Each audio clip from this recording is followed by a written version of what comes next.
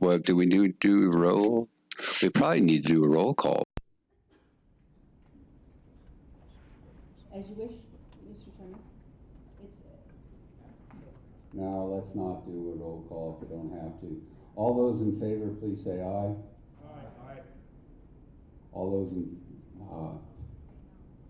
say no. Yes, please. Thank you. Yeah. No, yes. Okay, now we're going to take all four bills. We're going to do our last action in August, which would be to accept them as a committee bill. And I ask you to vote no. Can I have a motion on? Oh, we don't need a motion. We'll just vote on the bills. And all those in favor of 45, 42, 46, and 40, please say aye.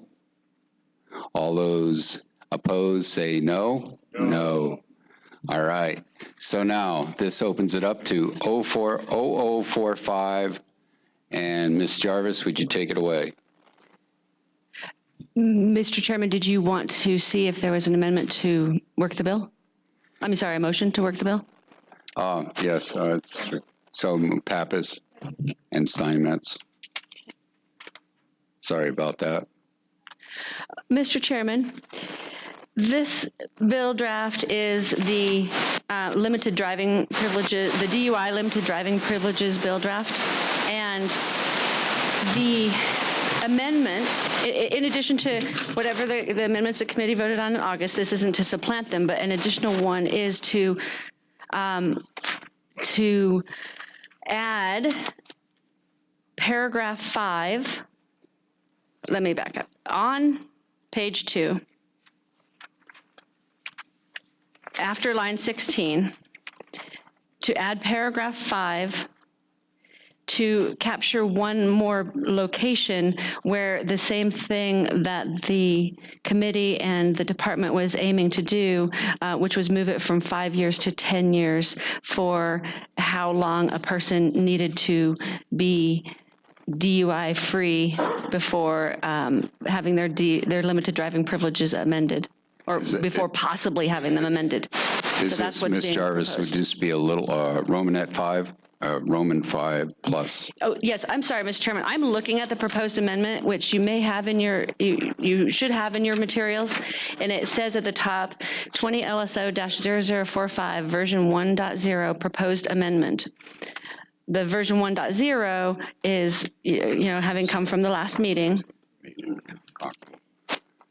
And that's the one I don't have. Okay, Mr. Chairman, I will get that for you. It is online. Okay, I'll get it offline. No, that's fine. That's fine.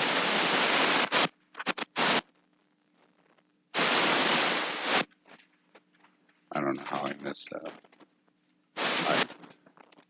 Oh, man, all this paper. All this paper, I know. That's disgusting. Okay.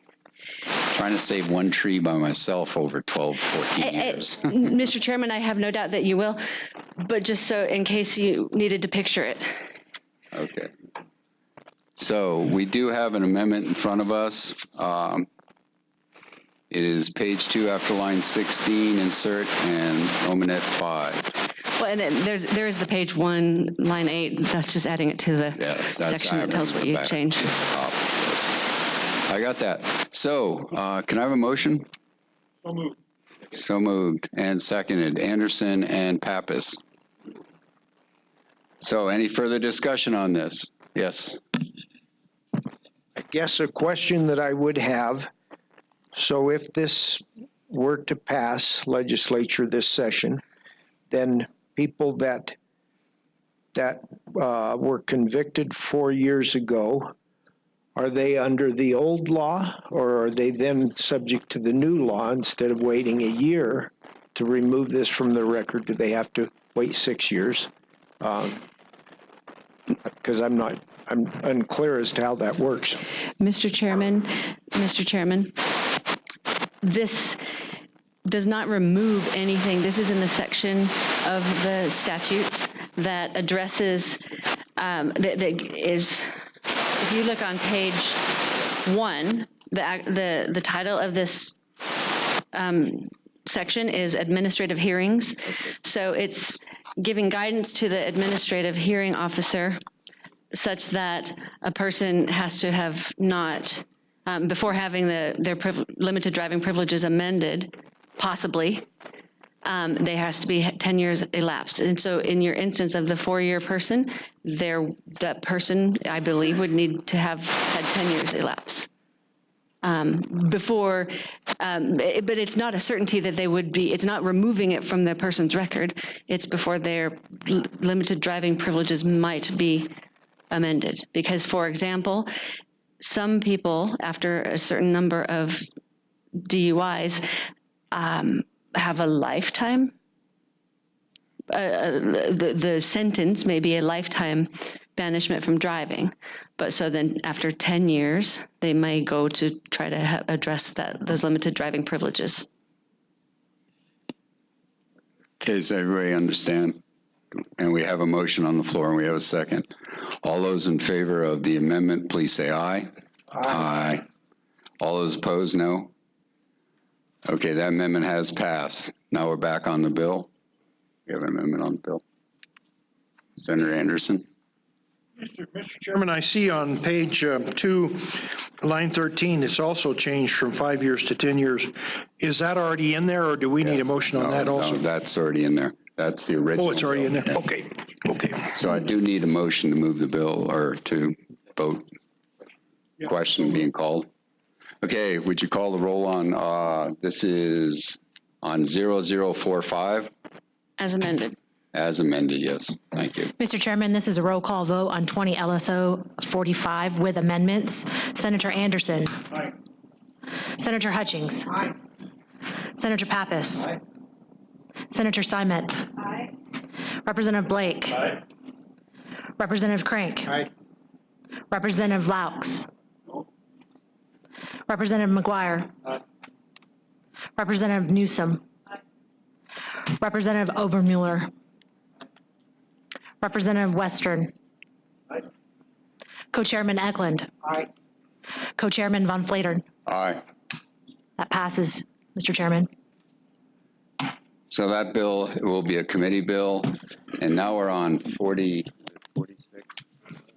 42? 42. All right. Whatever order you want. Once again, 42, and we do have, Ms. Jarvis, do you want to explain the amendments?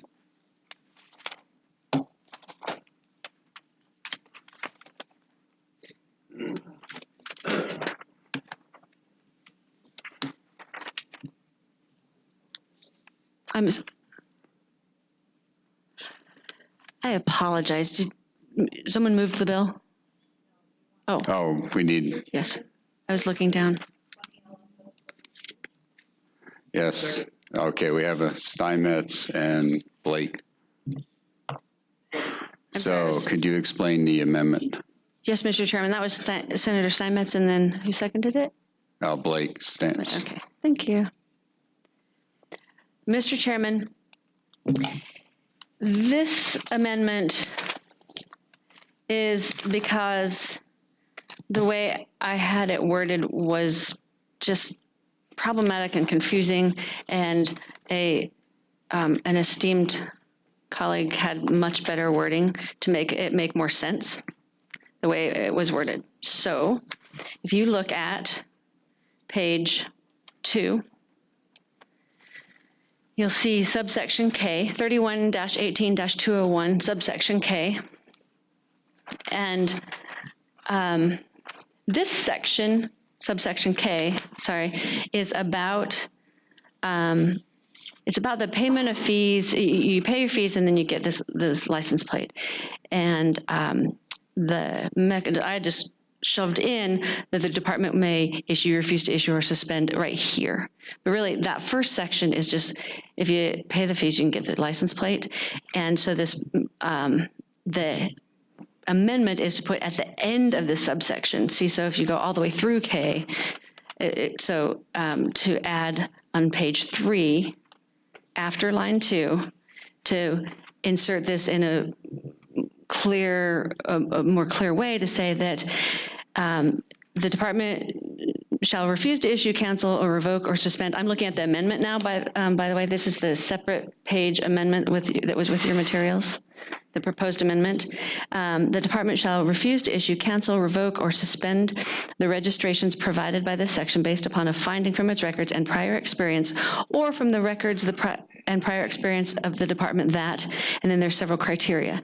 These criteria, I didn't just make up. These are the criteria for the department to issue or refuse to issue or do those things for a temporary license. And so it's simply adding those same criteria into this regular license to put them so that it's saying the department can do it, and it's giving some guidance, because that way it's not delegating without giving guidance. It's saying the department can do these things and giving them guidance for how to do it, and putting it at the end of subsection K instead of trying to shoehorn it in over back there on page 2 as I had done. So that's what this amendment is. The top of this proposed amendment is getting rid of the stuff, the changes that I had made at lines 14 and 15 on page 2. And then it's adding what I had read, and this is before you on the amendment, to the end of subsection K.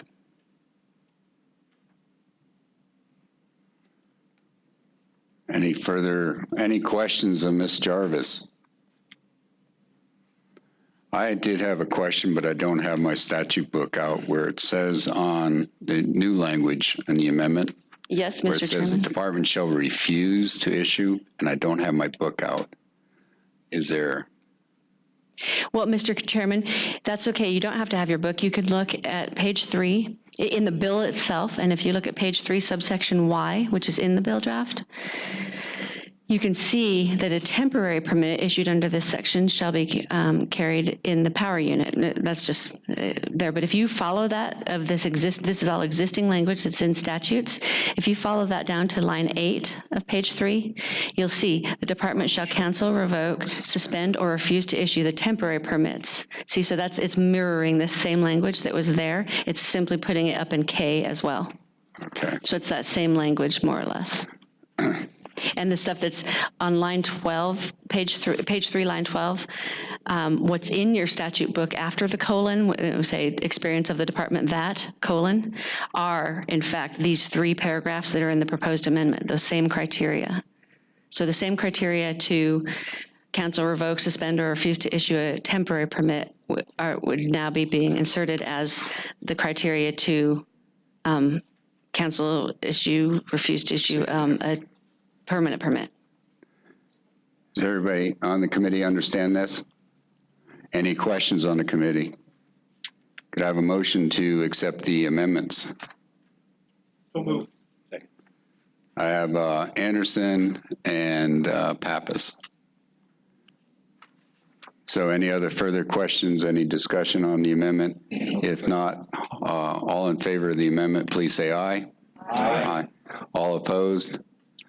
Okay, that amendment is passed. We're back on the bill. And no further discussion on the bill. Would you poll the roll call, please?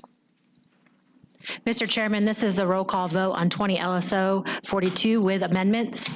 Senator Anderson. Aye. Senator Hutchings.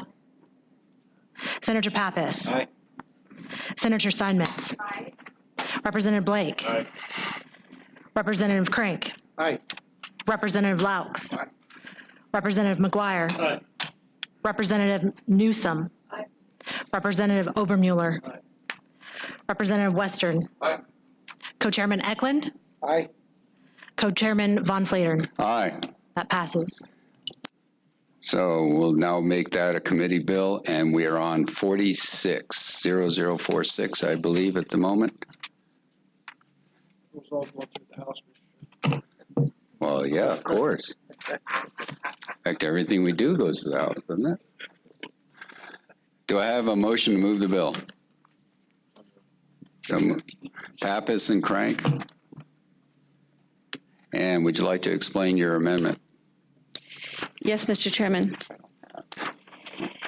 The question, this is the bill draft about state employee moving expenses. And the question was, or it was pointed out that it would likely be a good idea to specify whose discretion the discretionary payments are made at. If you recall, this bill has it's separated into paragraph 1, where, so when a move was made as a requirement of employment, that they shall be paid. That was what was already existing, and then they added the paragraph 2. And so this bill draft, if you look at the proposed amendment page, where it says page 2, line 12, it's saying, at the discretion of the administrative head of the employing agency. So that's specifying that the employing agency that's the discretion. Just to be clear, as opposed to A&I's discretion. So whose discretion is the agency where the person's going, or that's trying to recruit the person. And then, however, the idea was to put some sort of structure on that, some sort of structure. So the second part is on, see, we're still on that line 12. So it would read, at the discretion of the administrative head of the employing agency, pay an amount not to exceed the amount allowed by the Department of Administration and Information rules for the actual expenses. So A&I will have rules that or a formula or what have you that they come up with that an agency head has the discretion whether and how much to pay, but it wouldn't exceed a formula that A&I comes up with. So there's some sort of a limit and some structure. Is there any questions on this amendment? Is there? Yes. Representative Laux? So is there, in A&I, is there already rules overseeing that, or we're directing them to come up with rules? Mr. Chairman, Representative Laux, that's the next part of this proposed amendment, adding a section 2 that says that the Department of A&I shall come up with rules for that. And my understanding, Director Reiner can confirm this, is that they've had talks about the A&I would and could do such a thing of coming up with those rules. And then the section 3 in this proposed amendment is to let A&I get started right away on those rules so that then they can kick in at July 1st for the rest of the bill to be effective. All right. Do I have a motion on the amendments? I'd move them. Pappas and Eklund. So do we have any further comments on the amendment?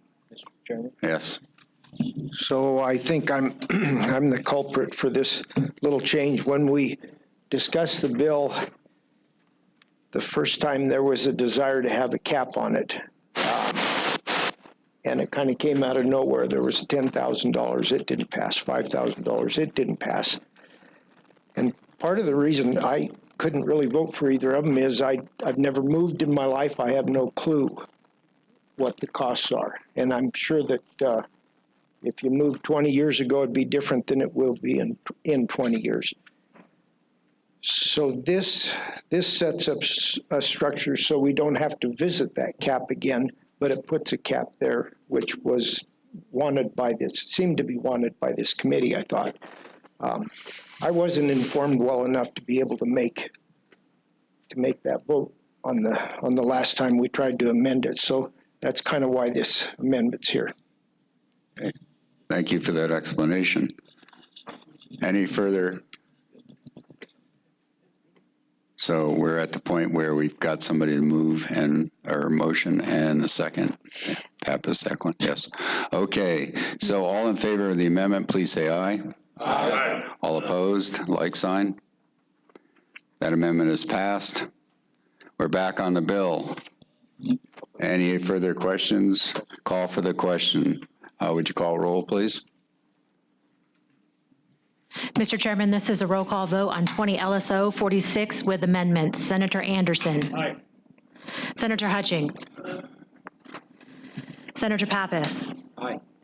Senator Steinmetz. Representative Blake. Aye. Representative Crank. Aye. Representative Laux. Aye. Representative McGuire. Aye. Representative Newsom. Aye. Representative Obermuller. Aye. Representative Western. Aye. Co-Chairman Eklund. Aye. Co-Chairman Von Flatern. Aye. Passes, Mr. Chairman. And that has passed the committee. We're now on House Bill, see, I'm already doing this. 0040, driver's license and IDs. Do I have somebody to move the bill? So moved. Okay, I have Anderson and Crank. And would you like to explain your amendment? Yes, Mr. Chairman.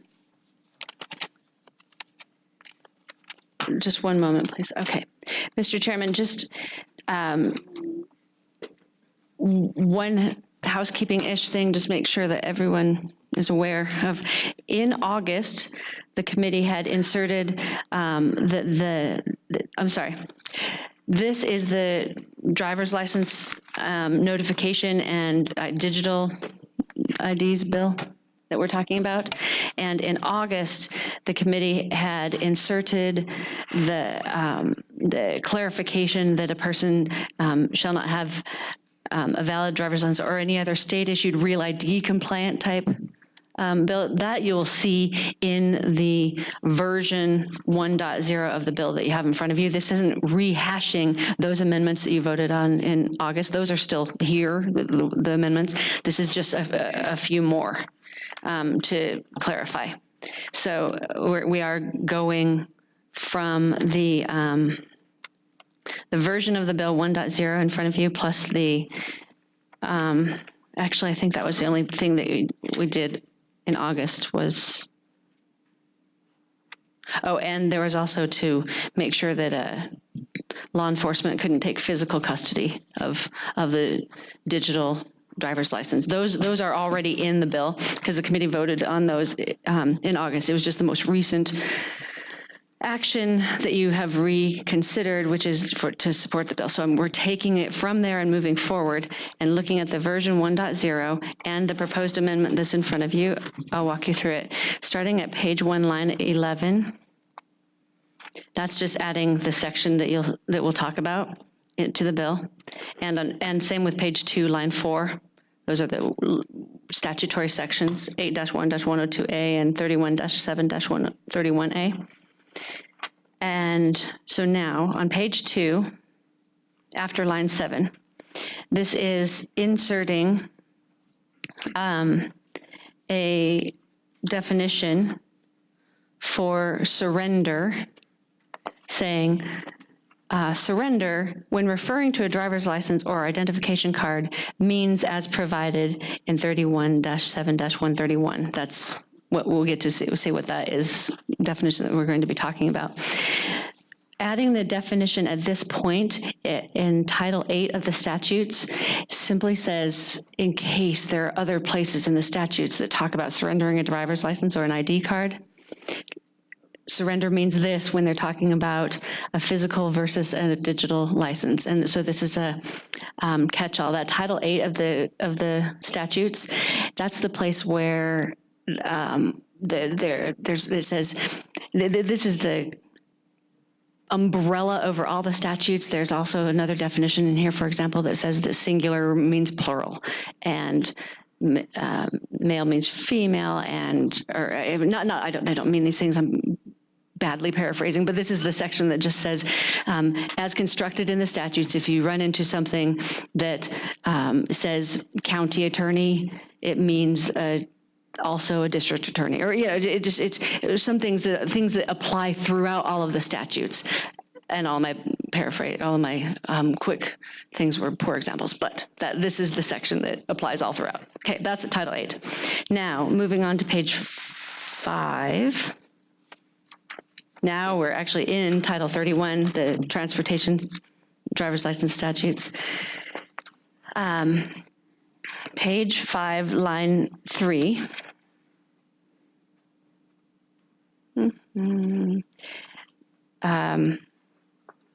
This is the section that, let me back up. Remember that this bill was allowing for electronic notice of if your driver's license is about to expire, or something that if you have opted, if a person has opted to receive electronic notice through the Uniform Electronic Transactions Act, which is what was in the bill. This simply says if there are conflicts between that Uniform Electronic Transactions Act and this act, that this act prevails. So that it's taken care of in advance if there's some conflict between the Transactions Act and this one. So these are just kind of preemptively making sure that people don't run into problems when they're trying to actually implement this. Page 5 further. Yes, Senator Anderson. Mr. Chairman, I believe that page 5, line 3 says after 4-21-19, but it's actually after 40-21-119. That's That's just a fantastic. grammatical check, I think. Mr. Chairman, yes. Thank you, Senator Anderson. And page 5, line 15.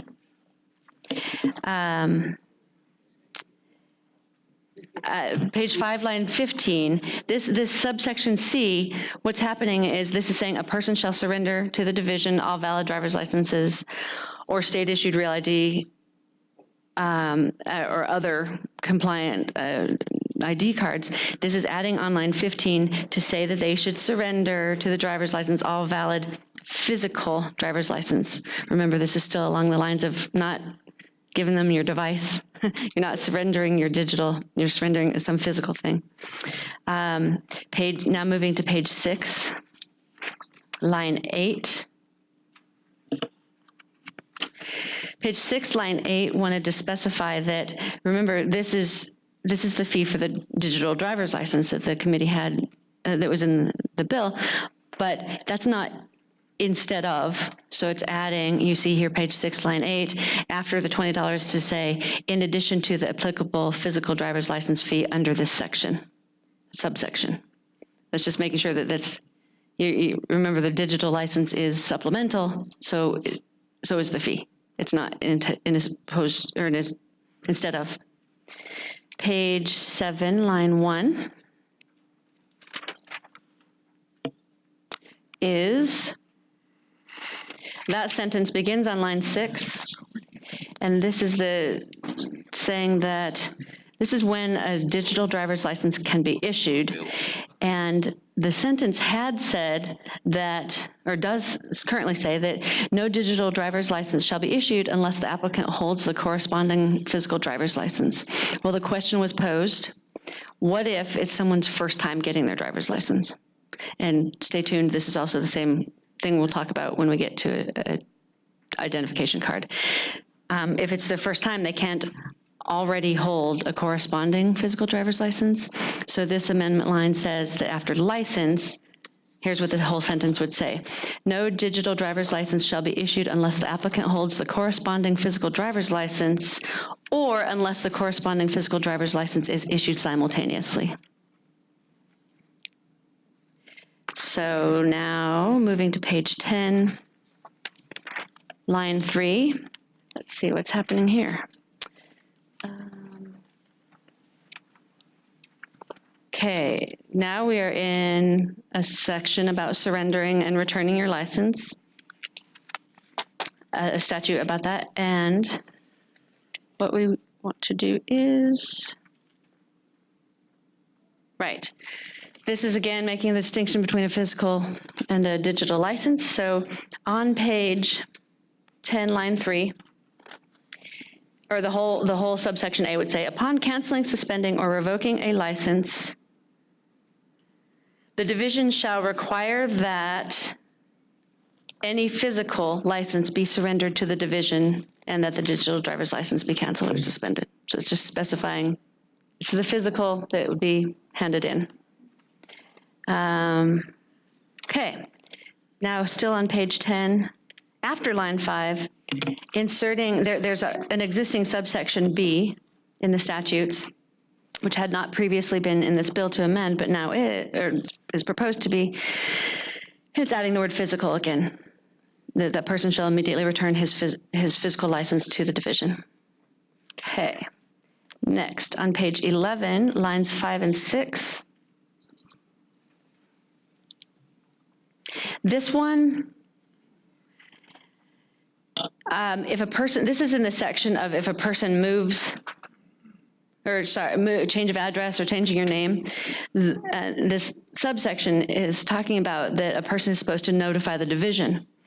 And as worded, it says that they should notify the division in writing, including through electronic means if available. Well, that's pretty ambiguous, because does that mean they have to if electronic means are available? So this better wording, arguably better wording, is to say that it would read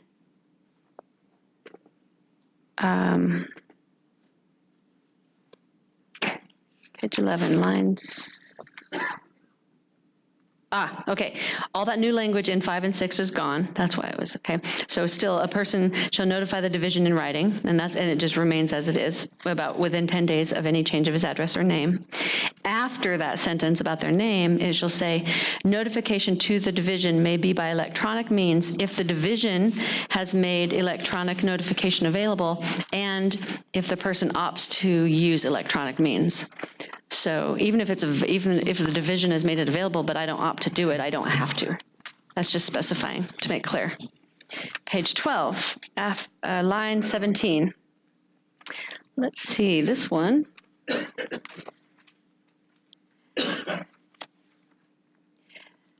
This is the part where I said stay tuned, because the same thing is in the digital ID card. It's the simultaneous issuing that we talked about before. And on page 13, line 5,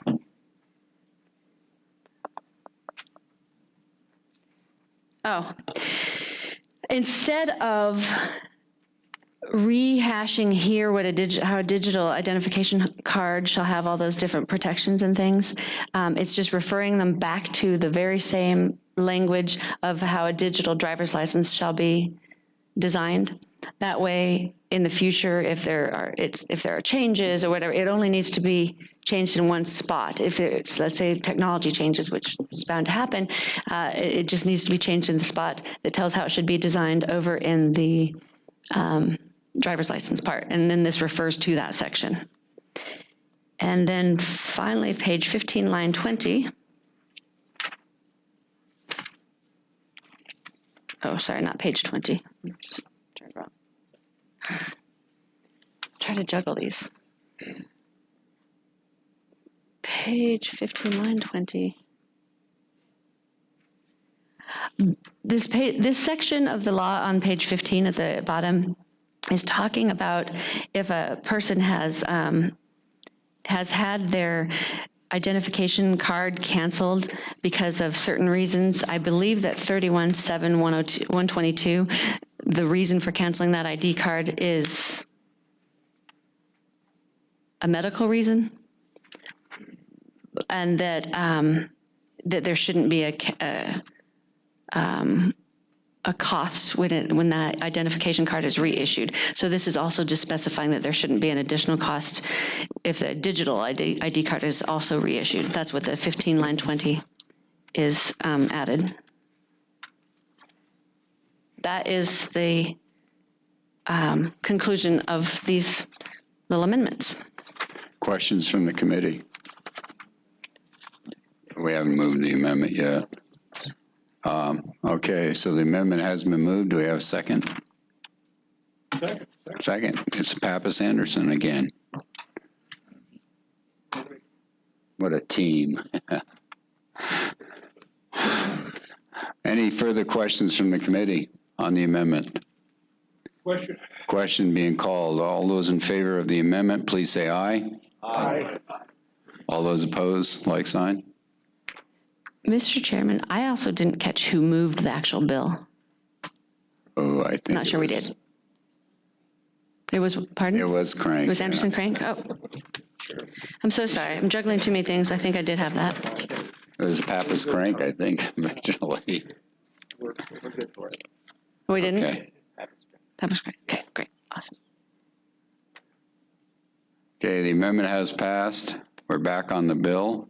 Any further questions on the bill? Mr. Chairman, I have some questions.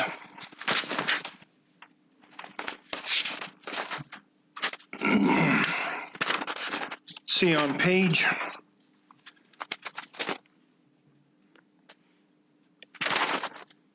10, the bottom of the page there, it says if the person has consented to receive notices electronically, they give him notice. What if he hasn't consented? If he hasn't consented to receive notices electronically, how does he get notice? Mr. Chairman, Senator Anderson, the person receives notice having it be mailed to the last known address of the person. If you look up at lines 14 through 17. Okay, all right, thank you. Page 11, the resident has to surrender any other state-issued real ID act or applicable federal law, blah, blah, blah, blah. Why? Why does he have to surrender all those? Mr. Chairman, Senator Anderson, it is because only one is, a person is only allowed to have one under the Real ID Real ID Act, Act. federal law. Yeah. You're not allowed to have more than one, like more than one driver's license or more than one state issued. It goes on to say, or identification card. And some of my voters don't have a driver's license, but they have an identification card. But I don't think it's a Real ID Act identification card. Yeah. So they can keep that identification card, can't they? Mr. Chairman, Senator Anderson, it depends on what kind of identification card. If it is a Real ID compliant identification card that was issued from the department, then they cannot keep that and a license at the same time. But if it was an ID card from their library, for example, which is a photo ID, but it would not be one of these identification cards that's being talked about in this section. But if it's a Real ID compliant one, which is what the department issues, they would need to, they can't have that also. Oh, yeah. Oh, okay, all right.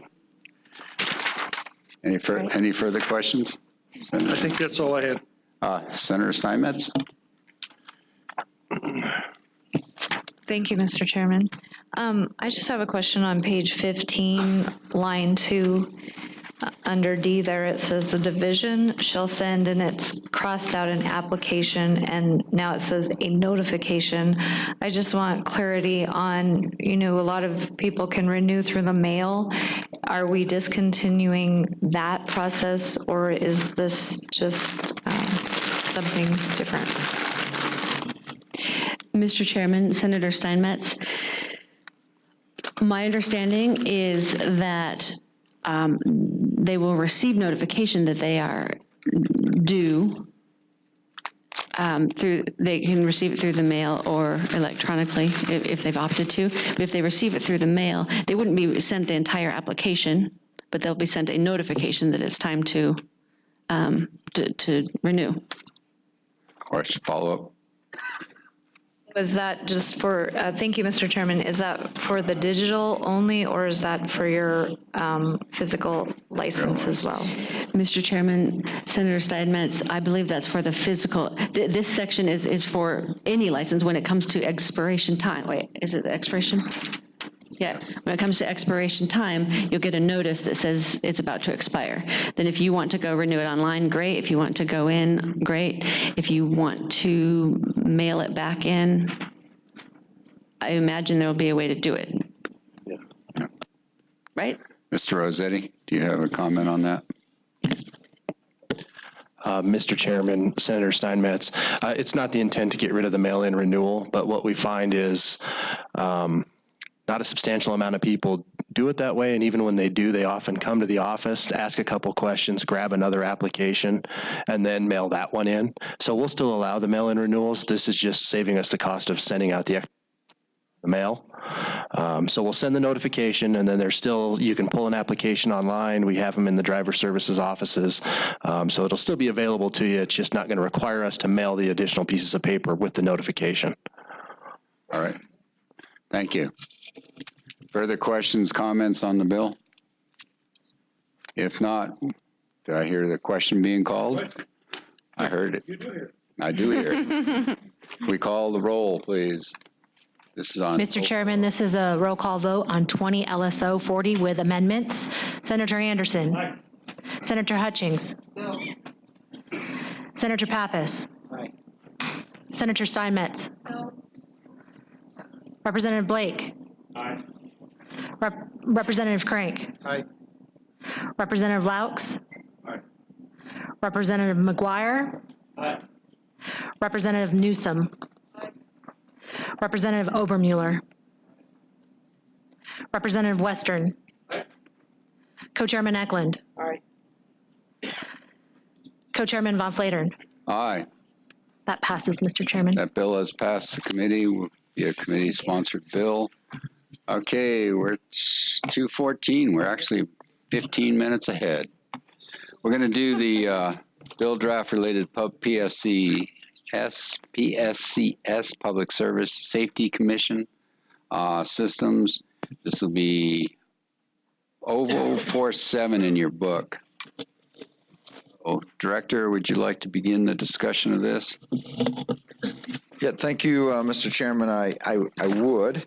I've certainly invited Mr. Troy Babbitt to join me here. So let me just, maybe he introduced himself like this before, but let me just congratulate him in public. So just last week, we did announce that he was named as the Chief Technology Officer for the Wyoming Department of Transportation. And so we're happy to have him on board. Certainly think he's the right person at the right time for this job. And he does have a lot of work cut out for him, but that's all right. So congratulations, Troy. Yeah. Congratulations, Mr. Babbitt. Mr. Chairman and members of your committee, if we just really, this is the last time we talked about WyoLink and the Public Safety Communications Commission issues was in May. And so as I reminded the committee then, one of the areas of responsibility that I found myself responsible for in assuming these duties as a director was of our state interoperable radio system, otherwise known as WyoLink. And if we could, okay, thank you. I don't want to go into all the details we went into in May, but maybe just as a quick refresher on a little bit of the history of the system, and then we'll get to really the discussion of why we're here today. But certainly, the system started in 2005, and it was awarded to a vendor, Motorola, after a competitive bidding process. The system is proprietary, but it has been designed so that other radio vendors can actually operate in the system. And today, what we have is one county that's actually pursuing that option, Sublette County, with a Harris-type system. The system is digitally trunked, so that means that, it basically, sort of perpetuates itself around the state using a system of towers and some very complex IT-based, almost computer-like radios. We do have 77 towers that are nationwide and that are, statewide, and we're in the process of adding with federal money, 16 additional towers, so that eventually we'll be, at or about 93. Today, there's over 500 agencies that use the system. We have coverage over about 98% of the state. We've invested about $120 million as a state in the system since 2005, to the best of my calculations. There is a little bit of trivia. North Dakota has seen the type of system we have and is pursuing the same type of system. The cost right now for them estimated about $300 million.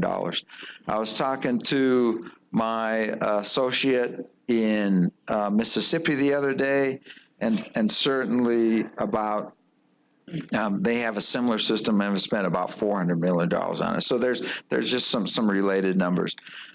The system, started as road-centric, but was designed to allow agencies to migrate onto the system as their funding allows. And that has certainly happened.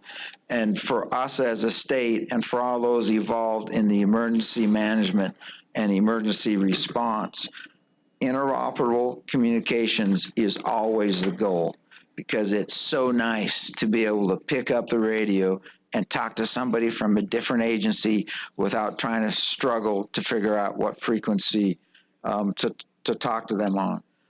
On slide 2, stats from 2018, about 12 million calls delivered. So the system was used. You can see what the top 10 users are on the system. And, the system is really up and alive at about almost 100% of the time. And we certainly see that as critical because it's mission critical voice, right? It always boils down to the issue of if there's an emergency going on, if you're trying to, send out a trooper or an ambulance to a wreck on the road, the radio has to work. If you flip the page, there's a current map of where the towers are. The colors do mean something. The one color I would point out to you this afternoon is yellow. The yellow color are the new towers that are going into place. Buffalo is actually in the process of being built. Probably the one that will make the biggest operational impact is the one in Teton County. That will be going on the top of Teton Pass, and we really expect that to be in place this next spring. Couple pictures there for your enjoyment. There's groundbreaking in Buffalo, and you can see the pad going in. There's a couple more pictures. Mr. Babbitt, remind me, how deep did we have to put those pilings? Those pilings went about 40 feet, Director. And may I remind you, these pictures were already 1 month old. So currently Orange Junction is if you back up one more, Casey. Orange Junction right now, if you drive by there, is in that state as well. So both sites. Buffalo already now has the building. Tower is expected to go up October 21st. Okay, thank you. So we will be talking about costs here.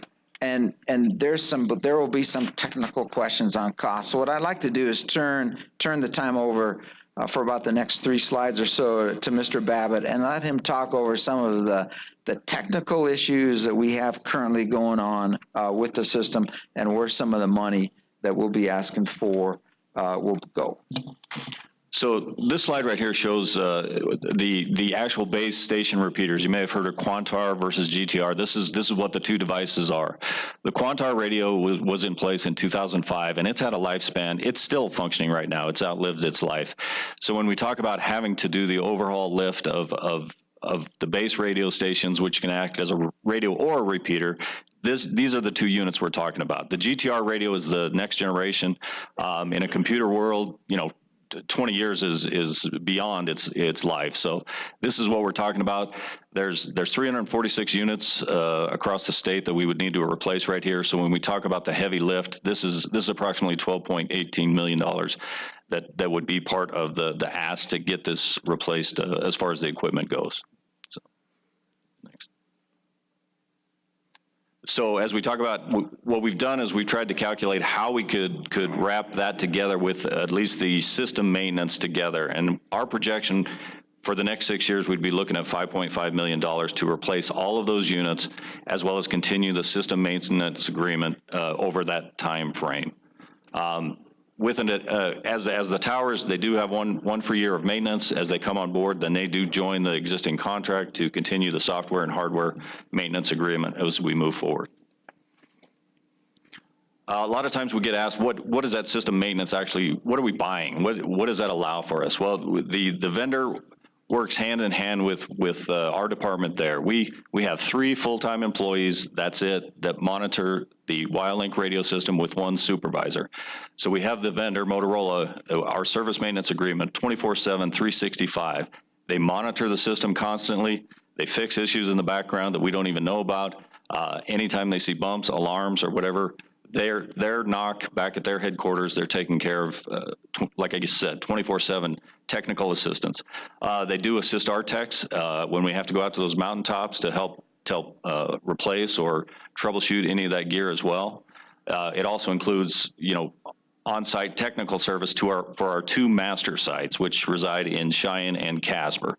That's the big core. That's where every radio that makes a call gets registered to one of those two devices, so that it allows that radio, it takes a look at it, registers, knows it's part of the system, and gets that person onto the network. It also allows for technical service for our three backup sites.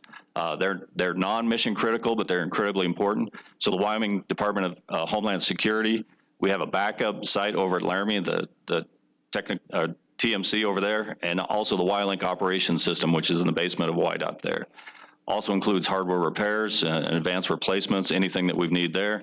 And then this is critically important in today's world is cybersecurity. We constantly are patching and updating this system as we go along. That includes at least a monthly update patch, as well as ones that come along that are necessary for any other cybersecurity attacks that may have been found out there.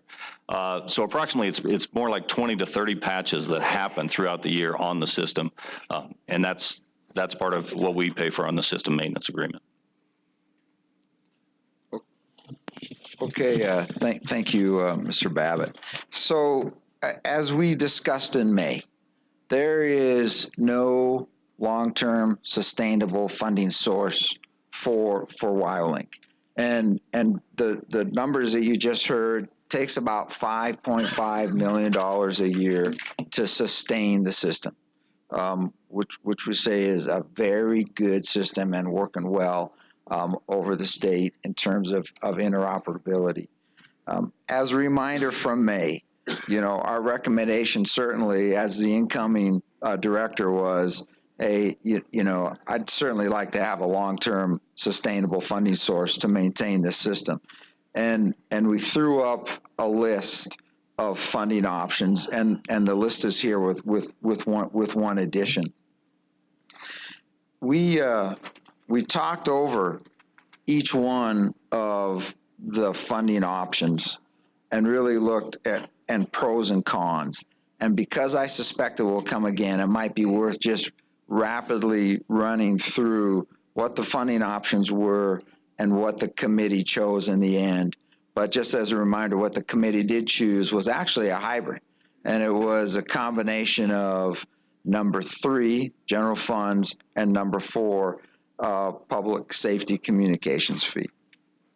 But just going back to option number 1, participating agency billing. Certainly today, WYDOT does send out pretend bills to all of the agencies that participate in Wyoming. And we do that based on the legislative guidance that was given to this agency several years ago. As we talked in May, the discussion was some agencies that receive the bill don't have the ability to pay because they're too small. Also, we talked about skin in the game and the fact that many of the agencies, actually all of the agencies that participate, buy their own radios to come on to the system.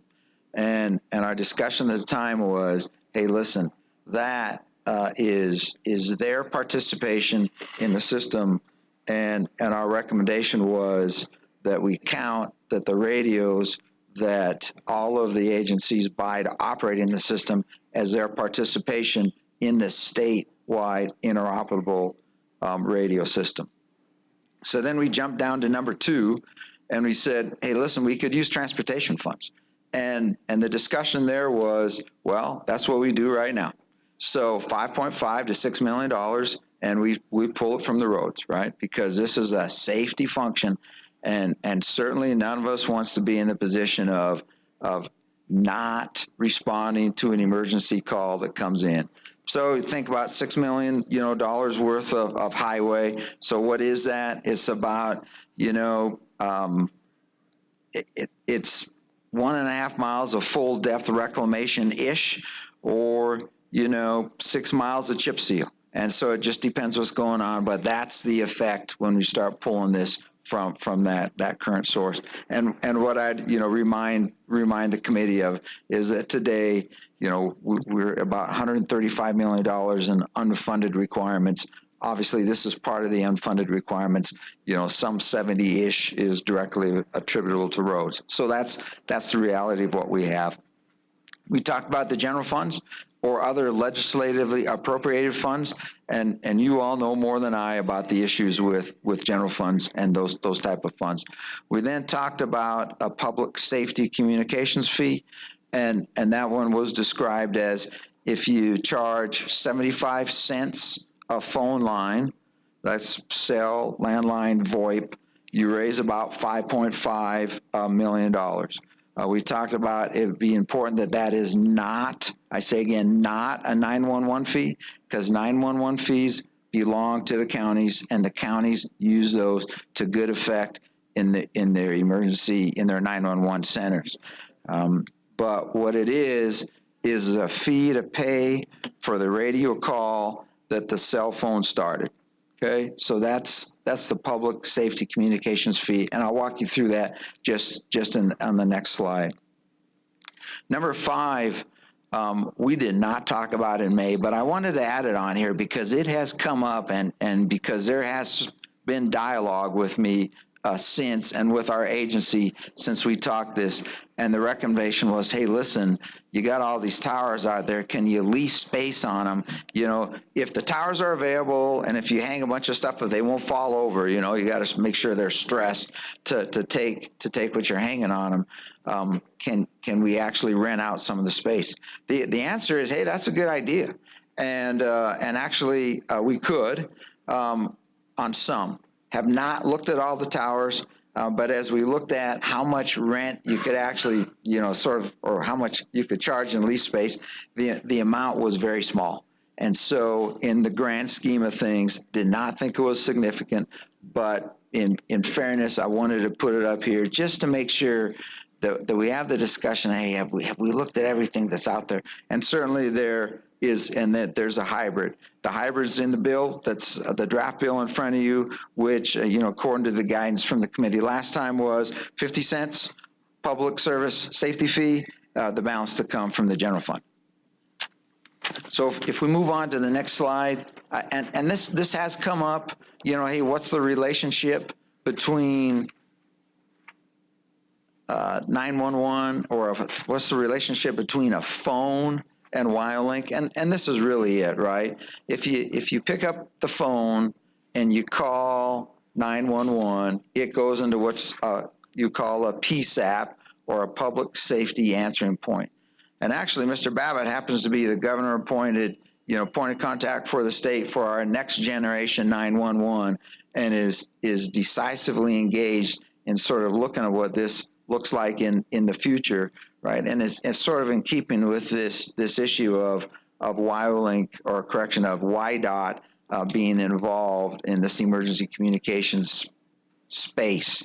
So, but once that call comes into the public safety answering point, who's ever sitting there, they pick up a radio, and it's hooked to WyoLink, and they call whoever they're gonna call. It's a first responder, it's a trooper, it's a ambulance, it's you name it, and it goes through our WyoLink towers, and it goes to the appropriate point. And the other nice thing about WyoLink that we've talked about before, the fact that it's interoperable, and that would be those vertical lines between, on the far right, where all the responders can talk to each other. All right, next slide, number 11. We know there's a bunch of frequently asked questions on WyoLink, and so I just thought maybe we try and hit some of those up front, and then we can go to more general questions. But and I'll certainly ask Mr. Babbitt to jump in here as we need to. But what does WyoLink accomplish? Hey, listen, it is how we talk as a state. All right, every day you saw 12 million calls in 2018. So we use it all the time, and we certainly use it every time there's an emergency. The second question down: can other radios operate with Motorola? Right? Who is our vendor? And the answer is yes. And we often get asked, can we go back to the old conventional way? Our response is consistently no. That would be a very bad idea because I don't think, and I'll probably let Mr. Babbitt jump in here, that our public would like it because it would jeopardize the interoperable communications that we have, and we would set ourselves back in terms of critical comms about 13 years. And to just follow up with what the director said there, I think we experienced that a little bit when we had the eclipse. There were certain counties that went back to their analog systems, and number one, there wasn't much support. Nobody knew how to run a lot of these systems anymore. We've moved to a digital type system, which is very efficient when you take a look at and start to understand the technicalities of frequencies and how it can work on the digital trunk system. So actually going back to an old conventional system is like stepping back to a Windows 3.1 type of machine in technology services. It just doesn't make sense. So the next two kind of fall hand in hand. I am also the state point of contact for FirstNet. I've been involved, I was appointed by Governor Meade on that project and have been involved since the inception of understanding what FirstNet was. AT&T was awarded the nationwide network, and it's the next generation. It's a cell phone type structure for emergency responders, but currently it's data only for high capacity, for maps, for ambulance records, for those type of things that you need the data, maps, whatever data that may be. Is voice on there? Voice is on there, but is not defined as mission critical. I mean, too many times, certainly across the state of Wyoming, AT&T does not have coverage currently, and they have some agreements with some vendors for roaming agreements. But in a mission critical situation, you can't afford to not have coverage or a dropped call or be in those dead spots. Will it get there? Absolutely. How long? Your guess is as good as mine. I'm thinking probably 5 to 10 years. In rural Wyoming, we have an awful lot of land to cover. That's why the radio network is so efficient with 93 towers to cover the entire state on that type of a frequency. So it's going to be a while before that option actually is available for coverage for mission critical. Verizon did not win the award for FirstNet, but they have their own offers. They call it TSP, Telecommunications Service and Priority. And what that means, if there is an emergency in the state of Wyoming, what's going to happen on their commercial towers, if you're a registered user for FirstNet, it's going to give priority and preemption to those emergency responders. So it'll start kicking off the public out there individually. If there's an emergency, give priority to those emergency responders registered to that network. That's in theory how this is going to work to overcome the public who swamps a cell tower once there is an event. Everybody's picking up the phone and calling. So that's the concept, the idea. It's got several years to get there, but it's, again, I want to emphasize, it's data only. Voice is on there, but it's not mission critical. They are expanding across the state of Wyoming, but the AT&T build out has got a ways to go before we have statewide coverage on that particular instance. So, Senator, are you done, Director? We have one more slide, Okay. Senator, This, but we don't need to be informed that much, so please be quick on this. Okay. So the last slide here in terms of frequently asked questions, the locals have skin in the game, as we've talked about. We think they do. So they've added infrastructure in terms of towers, and they have certainly been upgrading their radios, and you can see at a cost of about $50 million over the last 13 years. And we think that is skin in the game, and we prefer not to charge them extra. How do we reduce costs? I will just share with you that we have been working with Motorola to save money. We did renegotiate a contract in 2016, and you can see the amount that was saved. And this year, we are working to do a bulk purchase where all of the agencies who are on the system through a contract we're working to negotiate with Mr. Babbitt can buy those radios at reduced cost. Mr. Chairman, that would finish that quick review. Do we stand for any questions? Questions of the committee? Ms. Jarvis, would you like to come out? Representative Laux. Mr. Chairman, Director, Mr. Babbitt? Babbitt. Okay. Mr. Babbitt, welcome to your new job and appreciate your expertise. I've got several questions. I go to your one of your slides that shows the Quantar radio versus the GTR radio. They're both by Motorola.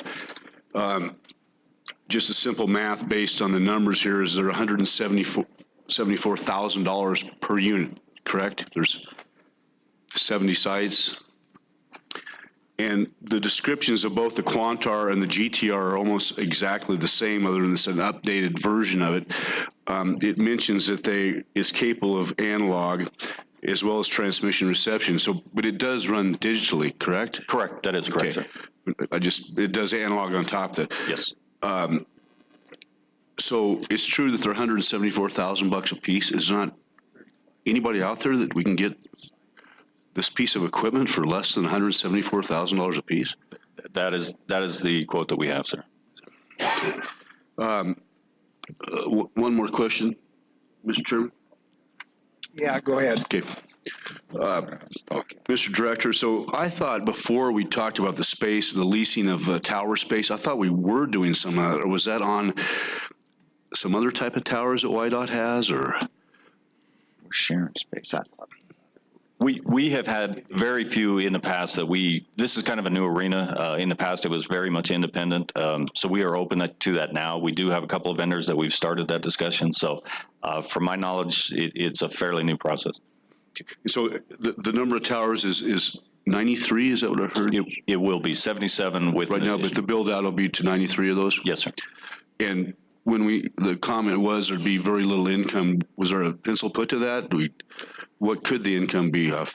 And I'm going based on the current 77 that we have, and depending on the location, the size, the weight, the partnership that we have, it ranges anywhere from $4,000 a year to basically $17,000 a year per site. Per tower? Correct. Okay. Thank you. Further questions? Math on that radio, I see that it's 70 sites, so it's 174,000 for each site, but there's 346 units going to be replaced. I think that makes it about 3,520 per unit.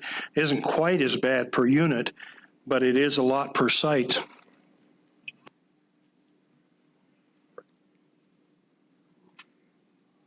You have an answer on that? Representative? Mr. Chairman, I had a question back to the usage of the system. Your top two users were the Highway Patrol and YDOT. Do you have a sense of the percentage of use that is YDOT and Highway Patrol, and the percent of use that is counties, cities, those sorts of things? Mr. Chairman, Representative Newsom, yes, we do. YDOT overall uses about 20% of the network.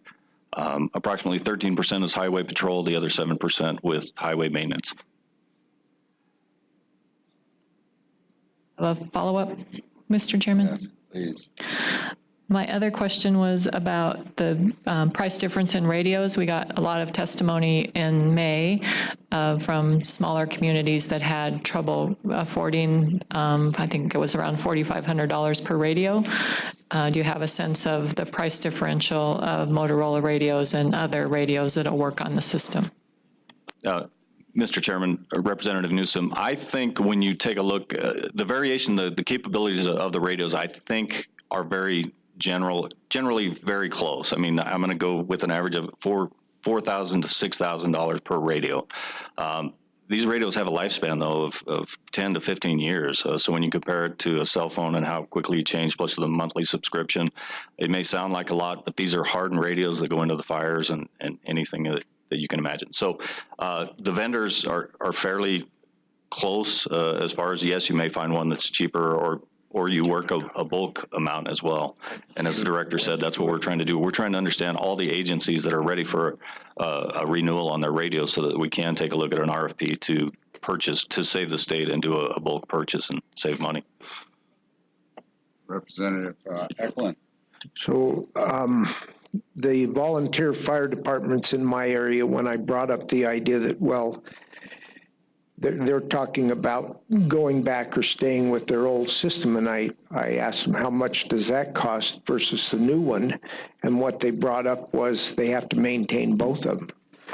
If they had to pay for WyoLink, they have to keep their analog systems because that's how they page and notify their firemen. And I think that's a discussion we might bring up when representatives from Motorola come, because presently they're unable to use the WyoLink system to even notify the firemen. Do you have any solutions for that? Yeah, Mr. Chairman. Your level. A lot of the fire department's challenges a lot of times are the in-building coverage. WyoLink is a VHF, a low bandwidth type thing, so that is some of the challenges. The reason they get some of their more point-to-point for a specific fire is for some of that in-building coverage. It may be a cheaper phone per se. But the interoperability piece, if there in fact is an event, is why they would have to carry a WyoLink radio, so that if multiple agencies are responding, you've got fire and sheriff and everybody, that interoperability piece is what WyoLink allows them to communicate with other agencies. Senator Hutchings?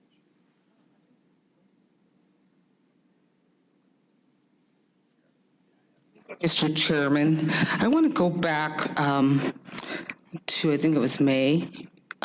Someone came and testified that the radios require maintenance and changes in frequencies, and there's a cost related to that.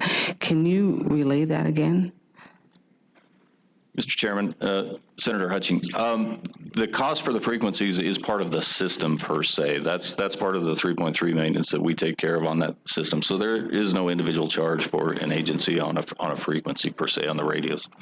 Okay, but changes, there was some kind of maintenance change, and I think the gentleman mentioned frequencies, and he says you had to have a special person come out to make that change on the radios, and there was a cost to that. So our department takes care of what's called a code plug. It configures that radio for all those channel groups, for all those different entities to interoperate across the state. Okay, and Mr. Chairman, another question I wanted to ask, as a firefighter too, you never take your radio into the fire. Thank you.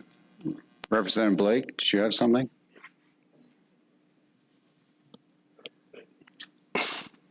Thank you, Mr. Chairman. So I believe you said the radios are good for 10 to 15 years. Is that correct? Yes, sir. And, That's it. so how old is the Quantar radio? How long have we been using that one? Mr. Chairman, Representative Blake, the first ones that were installed were 2005. Okay. And can you tell me at the bottom of the little asterisk, vendor support for the Quantar expires 12/31/2020. What does that mean? So, Mr. Chairman, Representative Blake, that is when the vendor no longer actually will support hardware maintenance or changes on that specific device. So more or less, Mr. Chairman, they're saying you need to get the new radios. Yes, sir. Or else. Yes. That kind of makes up your mind, doesn't it? Further questions from the committee? Seeing none. Heather, would you like to come out and explain the bill? And then we'll go to public comment, and then we will work the bill.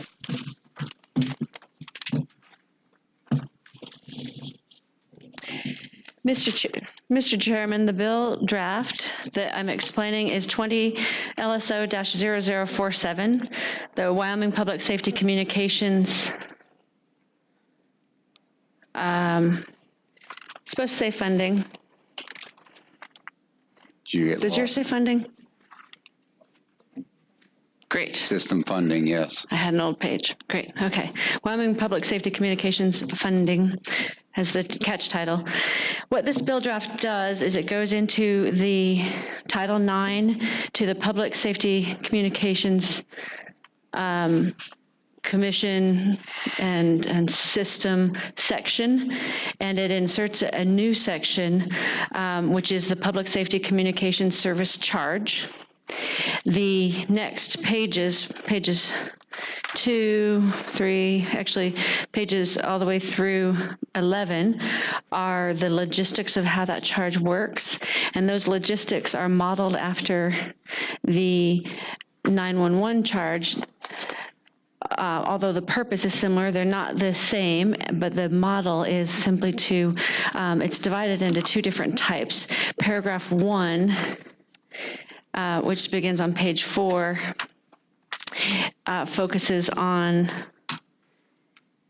your landline and your landline and your actual cell phone, and things that you individually have and receive a bill for monthly, more or less. And then when you look at page 5, you see paragraph 2, the two Romanettes I. Those are for purchases of prepaid wireless communications that happen when you go to the convenience store and buy a prepaid phone or card or what have you. So so what it's doing is it's instituting the charge in both of those situations of phones, or of communication devices. And the rest, as you follow through, like on page 7, where you see Statute 9-2-1108, that is how it's remitted, and these things, because the function here would be that it would be remitted through Department of Rev and then go over to YDOT for the to be used for the public safety communications system, and it just explains the mechanism. And I'm not trying to gloss over. I would be happy to go into more detail in any location where you want me to, but that's that section. Then that's section 1 of the bill. Section 2 is the going into existing statutes to amend them. That starts on page 9, and this is where we just refer to and make sure that the correct definitions and references exist as people are cross-referencing and looking at how this public safety communications service charge would exist or would operate. Then we go to section 3 of the bill, which begins at the bottom of page 11, and this is the appropriation part. If you recall, the directive to LSO was to draft a hybrid bill, the hybrid that was partly a charge and partly an appropriation. So that's what section 3 is the appropriation. And I wanted to state that the charge, the public safety communications service charge in sections 1 and 2 of the bill is 50 cents. And at the rate of 50 cents per month, based on the Department of Transportation's projections, that means that the companion hybrid part of this, the appropriation part of this, is, as you see on page 11, line 17, $3,800,000. Now, I would be remiss if I didn't state that there was a discrepancy between my notes and a person at the departments. If that service charge is 60 cents and not 50, then the general fund appropriation here would be 2.2 million instead of the 3.8. For what that's worth, if the committee were to want to amend it to 60-cent charge, then the corresponding appropriation would be 2.2. And section 4, it allows the department to make rules, and section 5 is the split enactment clause to let the department jump right in on making rules, and then the rest of it would become effective. Questions of Ms. Jarvis? I do have a question for you. It has to do with page 6 on my bill. I'm looking at the old original at line 2. Mr. Chairman, what version do you have at the top right-hand corner? I have 0.5. Mr. Chairman, that's correct. Okay. So it says remit all services charges due or collected. So I'm sorry, which line? it's line 2 of page 6. So it says, and I assume it's the same, the service supplier shall be liable to remit all service charges due or collected. So that doesn't contradict earlier or wherever it was. where they are not liable to collect.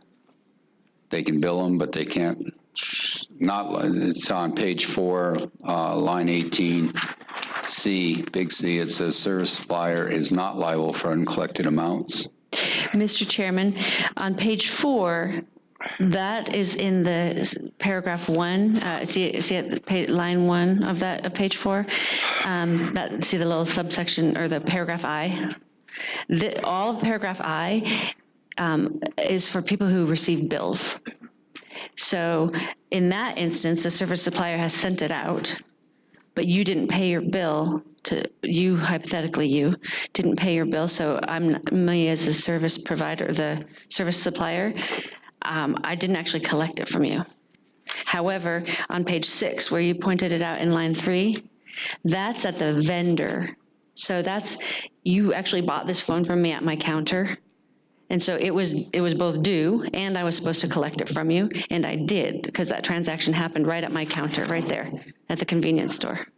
As opposed to when the line 4 where I sent you the bill, and you just didn't bother sending in your bill payment. So the mechanism is different. Okay, I'm trying to find little a. Little a? Little a is except as provided in subsection B of this section, there is imposed a public safety communications service charge on service area uses in this state in the amount of 50 cents. I'm so sorry, I don't know which page you're on. Oh, right away, page 2, little a. That's little a, as far as I know, right? Yes, Mr. Chairman. Okay, and then you go down and it says on, It's on page 2. Subsection B is right there on page 2, Mr. Chairman. And that's saying that no state or local government entity will have it, and locations that have more than 100 phone lines, and then also prepaid wireless communications are intended for resale. Now I'm on the top of page 3. And then page 4, or still top of page 3, paragraph IV4 is also when it's a really small amount of a prepaid wireless. All of those were different exceptions that existed, or that do exist for the 911 charge. we'll talk about it later. I don't understand this, but that's all right. Mr. Chairman, I have a question on page 8, line 2. It says there's a 2% service charge for the administration. And on page 9, line 2, it says there's a 1% for the Department of Revenue. Is that all the fees that are collected is 3%? Confused now. Every 97% goes to the account? Mr. Chairman, Senator Anderson, yes. The service supplier, whether it's the person sending out the bill or the vendor right there at the checkout, would keep 2%, and 1% would stay with the Department of Rev for their administrative costs, and then the other 97% would go to the account. I think this creates an account. Yeah, created an account. The public safety communications charge account, maybe? I can't remember what we called it exactly.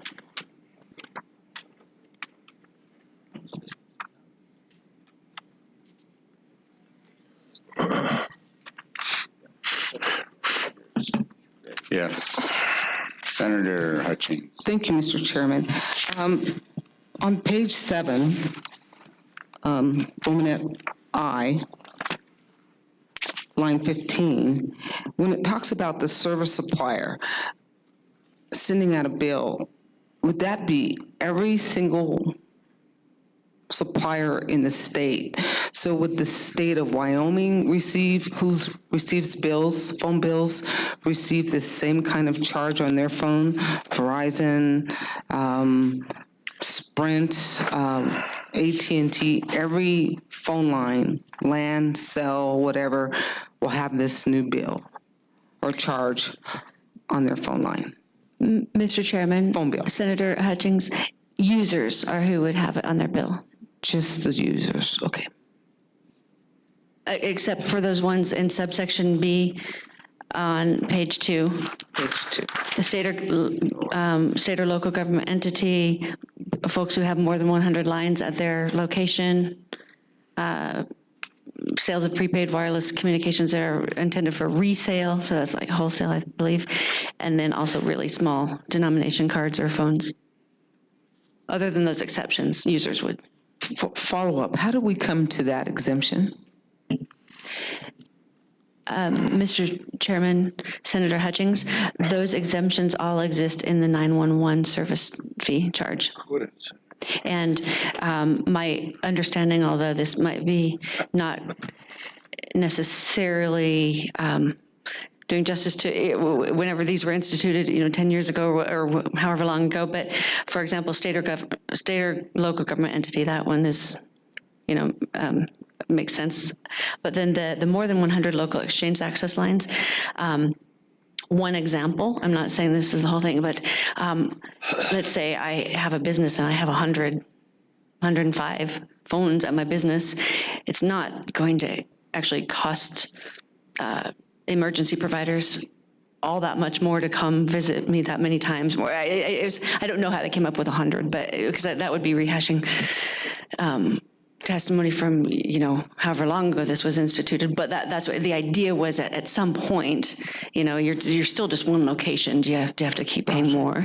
Then the next one, if you're the sales of prepaid wireless communications access intended for resale, at the resale point, see, that would be wholesale. So at the resale point, they'd be paying it. And then the subsection or the paragraph 4 about the real small denominations is just, gosh, if you're just buying a prepaid phone or card for $5, and then you're adding onto it at that small amount. That was probably just chosen for those because it is such a small amount. To continue, did you answer the question about Verizon? All the different phone companies would have to collect this fee and then send it to the state? Mr. Chairman, Senator Hutchings, yes, that they are, they would be, I just was calling them service providers. They're under the definition of service providers. Further questions of the committee? No? Okay. Yes. Mr. Service supplier, Chairman. I'm sorry. So back to the discrepancy that you talked about, I'm not sure I understood it. I think it was $3.8 million was the estimate from the general fund, and in order to match that using fees to the provider, it needed from the customers, it needed to be 60 cents instead of 50. Am I correct on that? Mr. Chairman, at the August meeting, no, sorry, at the May meeting,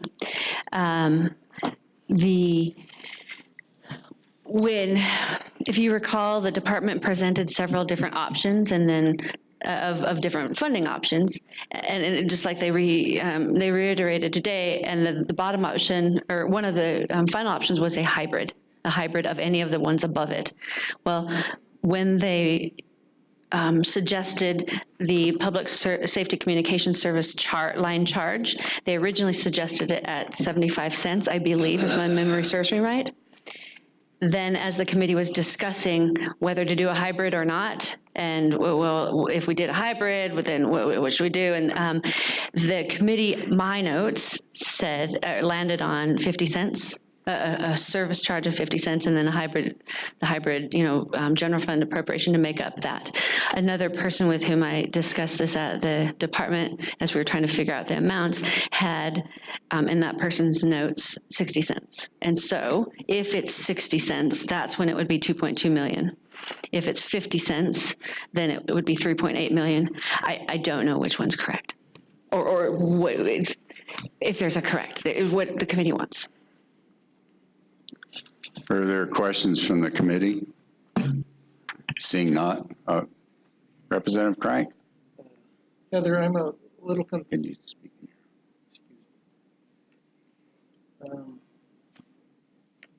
Hear me now? Yes. Could you point out how I see on page 3, 4, this is a basically it says if your prepaid wireless is less than 10 minutes or less than $5, you're exempt from paying, as I understand it. How does it work for if I buy 200 minutes or 2,000 minutes on a prepaid system? What's the charge, or how do I figure the charge? Mr. Chairman, Representative Crank, it would be, if you look at page 2, line,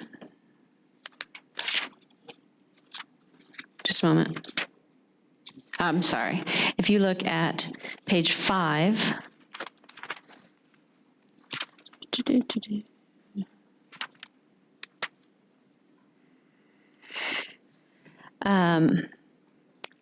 paragraph, starting at line 8, each purchaser, sorry, it's line 12, basically, the amount of the service charge will show up on the invoice. It's 50 cents. I'm looking for the 50 cents. I guess it was back on page 2. I apologize. It's oh, yes, so sorry. Page 2, line 12, 50 cents. You'll see at line 4, you combine line 4 and line 12. So there's a service charge of 50 cents on every retail sale of prepaid wireless communications. And yes, that would be if you bought a 25-minute card or a 2,000-minute card, but it's on the purchase right there.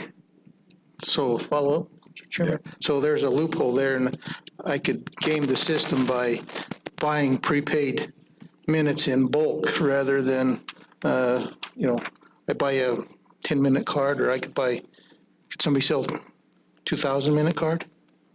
And I'd pay 50 cents. Well, Mr. Chairman, Representative Crank, if you receive your phone bill for your line at your house, and if you use 4,000 minutes at your home, or if you use it to call for a pizza once, it's the same charge as well. But perhaps, yes, depending on how you look at it. Further questions? Yes, Representative Newsom. I have a question about the 50 cents, 60 cents. You said if it's 50 cents, the general fund needs to come up with 3.8 million. And if it's 60 cents, 2.2, so that's 1.6 million for each 10-cent increment. How much money are we trying to raise per year? 5 point. Mr. Chairman, Representative Newsom, I don't know, the department did the math. 5.5 was the last number we were given. 5.5. Yeah. So it seems if a dime is worth 1.6, 50 cents would be worth 8 million. So the 50 cents was, I didn't do the math, but you did, and 50 versus 60. Was that the math that you were comparing? Mr. Chairman, Representative Newsom, yes, I think that there are also the charges. To remember, there's the 2% that the service people keep and the 1% that the Department of Rep keep, and so some of those might not be repeated. But I don't know. Those are the numbers that I had. Director, excuse me. Mr. Chairman, Representative Newsom, so those numbers are for a biennium. For 2 years. Okay, thank you. Thank you. Appreciate that. Any other questions from the committee? Open public testimony? Yeah, it is a biennium. I didn't see it either. Jody, would you come up here? We're going to do public testimony now.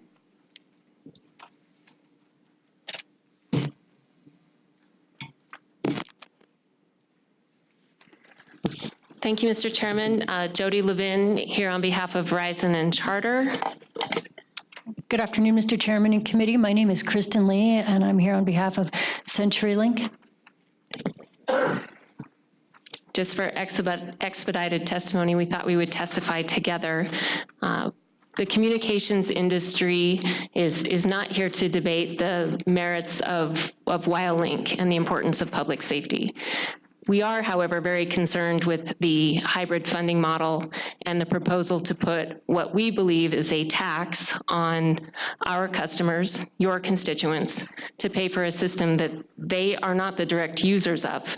They are the direct users of 911, which they already have a 75-cent surcharge per access line that they pay for. So we believe that this is a tax on something that they don't directly utilize. As was pointed out in the bill, state and government entities who are the users of WyoLink are exempt from this fee. And so that is an irony to us, that the very users of the system aren't actually going to be taxed equally to pay for it. There's plenty more comment I can make, but the gist is just that simple. We are very concerned about an additional tax that does not actually benefit them as the direct users of the system. Yeah. So would you not consider the use of this system to put out a fire that's about ready to burn your house down?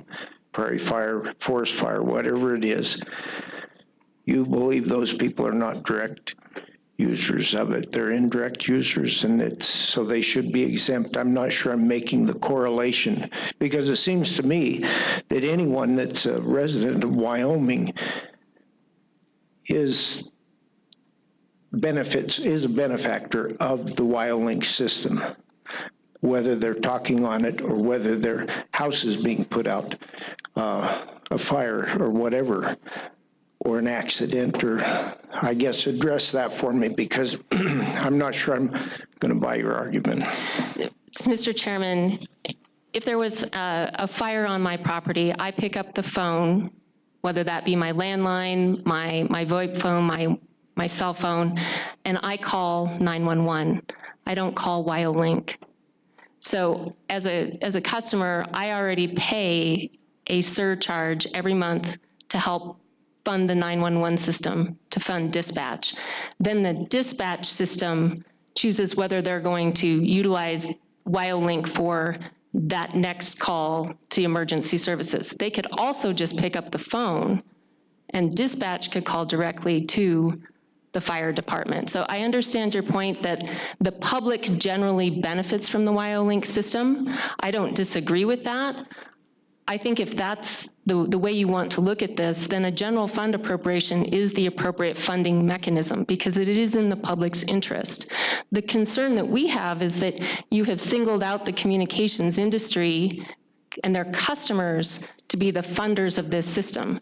And when you do that, that also subjects us as the industry to audits, reports. We don't believe that this is a transparent or accountable way to pay for a system.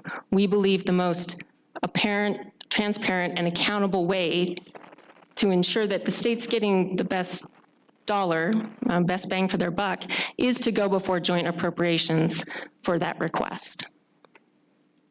And Mr. Chairman, at the appropriate time, if the bill is moved, I do have an amendment that would ask you to look at stripping out this surcharge on customer bills. Representative Western?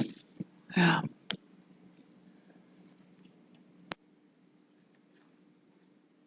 Thank you, Mr. Chairman. So under that scenario, you said that the dispatcher could simply just pick up their cell phone and call the fire department, whoever, but what if it's an area that has no cell service? Wouldn't it be relying on WyoLink as the only option? Mr. Chairman and Representative Western, chances are they would also have a regular landline, the landline that you called into. They could use that to call the emergency services. Other questions? Ms. Lee, would you like to add to this? I had a question. Thank you, Mr. Senator Hutchings. Thank you, Mr. Chairman. Mrs. Levin, I thank you for coming in and clarifying all this, because I too see it as like an emotional plea that a system was purchased without the citizens' input. And now that they cannot sustain that funding, they want to come to the citizen and tax them, as you put it. Like you say, we're already paying for the 911 service, and it would be unjust to tax us to help pay for a system that we did not have any involvement in, and that even some of the bringers of the bill or the firefighters came in and mentioned that they knew beforehand that there was going to be a huge cost to this program, and it wouldn't be sustainable at that point. So I thank you for coming in and clarifying this for us. Any other questions? Questions, comments? Ms. Lee? Mr. Chairman, just good afternoon, committee. My name is Kristen Lee. I would love to address the sustainability issue from my company's perspective. We're the old landline, former monopoly provider of landline service. We have a large, robust internet company now as well. But what would be subject to the surcharge under this proposal would be our landline customers. The remaining landline customers are, well, they're the people that still want a landline, still want to keep their number. I think we can visualize that. They leave their landline at about 10% per year. Kristen, would you tell us who you're with? I'm with CenturyLink, and now CenturyLink used to be Qwest, and before that US West, AT&T. We were the original monopoly provider of telephone service. So we lose about 10% of our landline customers per year. They disconnect, they cut the cord. So and they probably already have cell phones. They don't leave us for a landline today and then go buy their cell phone. They already have a cell phone. They just now don't want to pay for 2 communications devices. So I don't think this is a sustainable revenue stream, at least from our perspective, when we lose about 10% of those customers per year. So thank you. I think this, Ms. Lee, I think this also includes cell phone service. So, you know, Mr. Chairman, it does include landline or not. It does include prepaid wireless and cell phones. I think the number does not go up. As customers, if we have, let's say, 250,000 access lines in the state, telephone numbers in the state, as they leave their landline, they don't go buy another cell phone. So if you're counting on 50 cents times our amount of customers, I think it's a pretty large amount, but they will lose 10% a year, and the number won't grow. It'll just, so, thank you. Thank you. Other questions for Ms. Lee or Ms. Levin? Seeing none, do you have anything to add? Mr. Chairman, do you want me to explain the amendment now, or do you want me to wait? Why don't we wait? Thank you. If somebody moves it, we'll have you come up and explain it. Other public comment on whatever bill we're on? Public service. What is it? It's Bill 47. Yes, ma'am.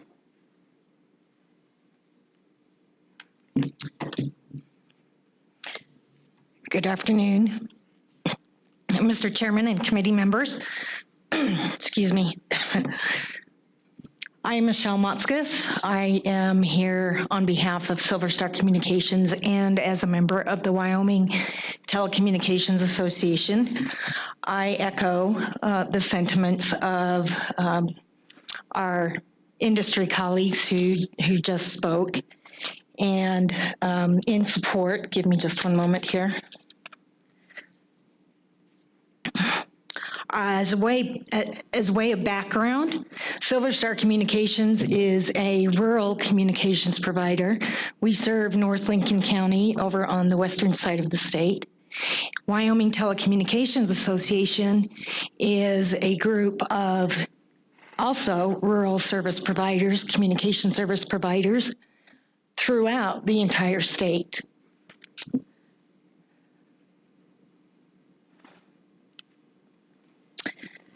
The addition of a user fee on customer bills represents or could be an undue burden on both service providers and customers, the citizens of this great state. Anecdotally, I was just doing some math on my own. You know, if you have, as a customer, say, a landline, and say 4 cell phones on average for a family, the addition of 50 cents per line would be a total of $2.50 added to consumers' bills.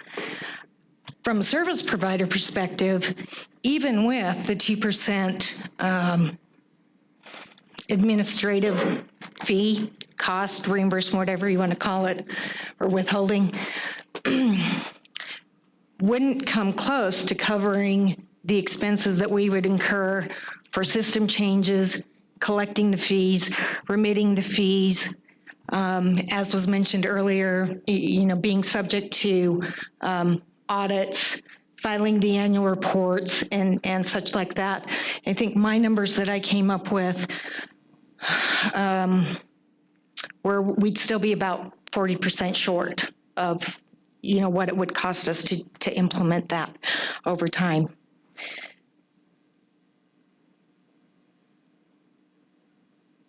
And so in conclusion, I again would echo the sentiments that the user fee be removed from the proposed bill. And I thank you for the opportunity to make this presentation. Thank you. Any questions? Mathis? Motzkus. How would you spell that? How? Motzkus. I wasn't even close. Most people aren't, but I blame that on my husband. Any other questions? Committee? Thank you, Ms. Motzkus. I got that right now. Other public comment? Yes, ma'am.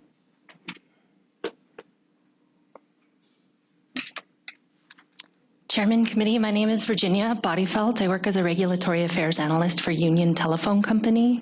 And I just want to point on page 4, part of the way the bill is written is that the service supplier shall annually provide the Public Safety Communications Commission a list of the amounts uncollected along with the names and addresses of delinquent service users.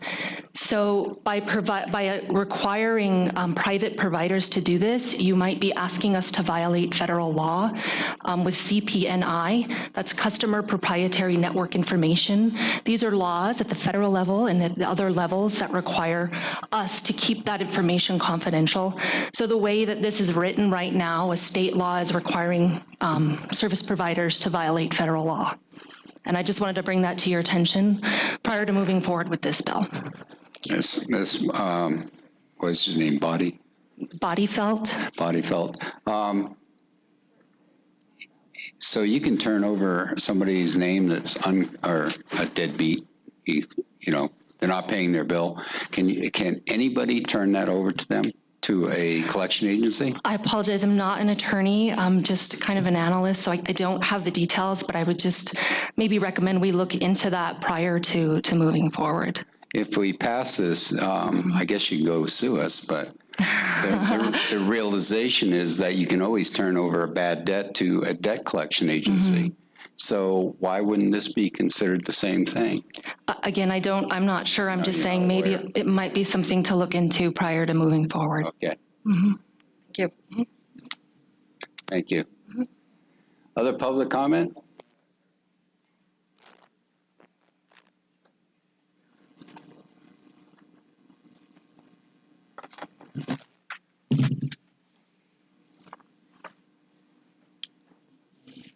Mr. Chairman, members of the committee, my name is Kelly Little. I'm with the Wyoming County Commissioners Association.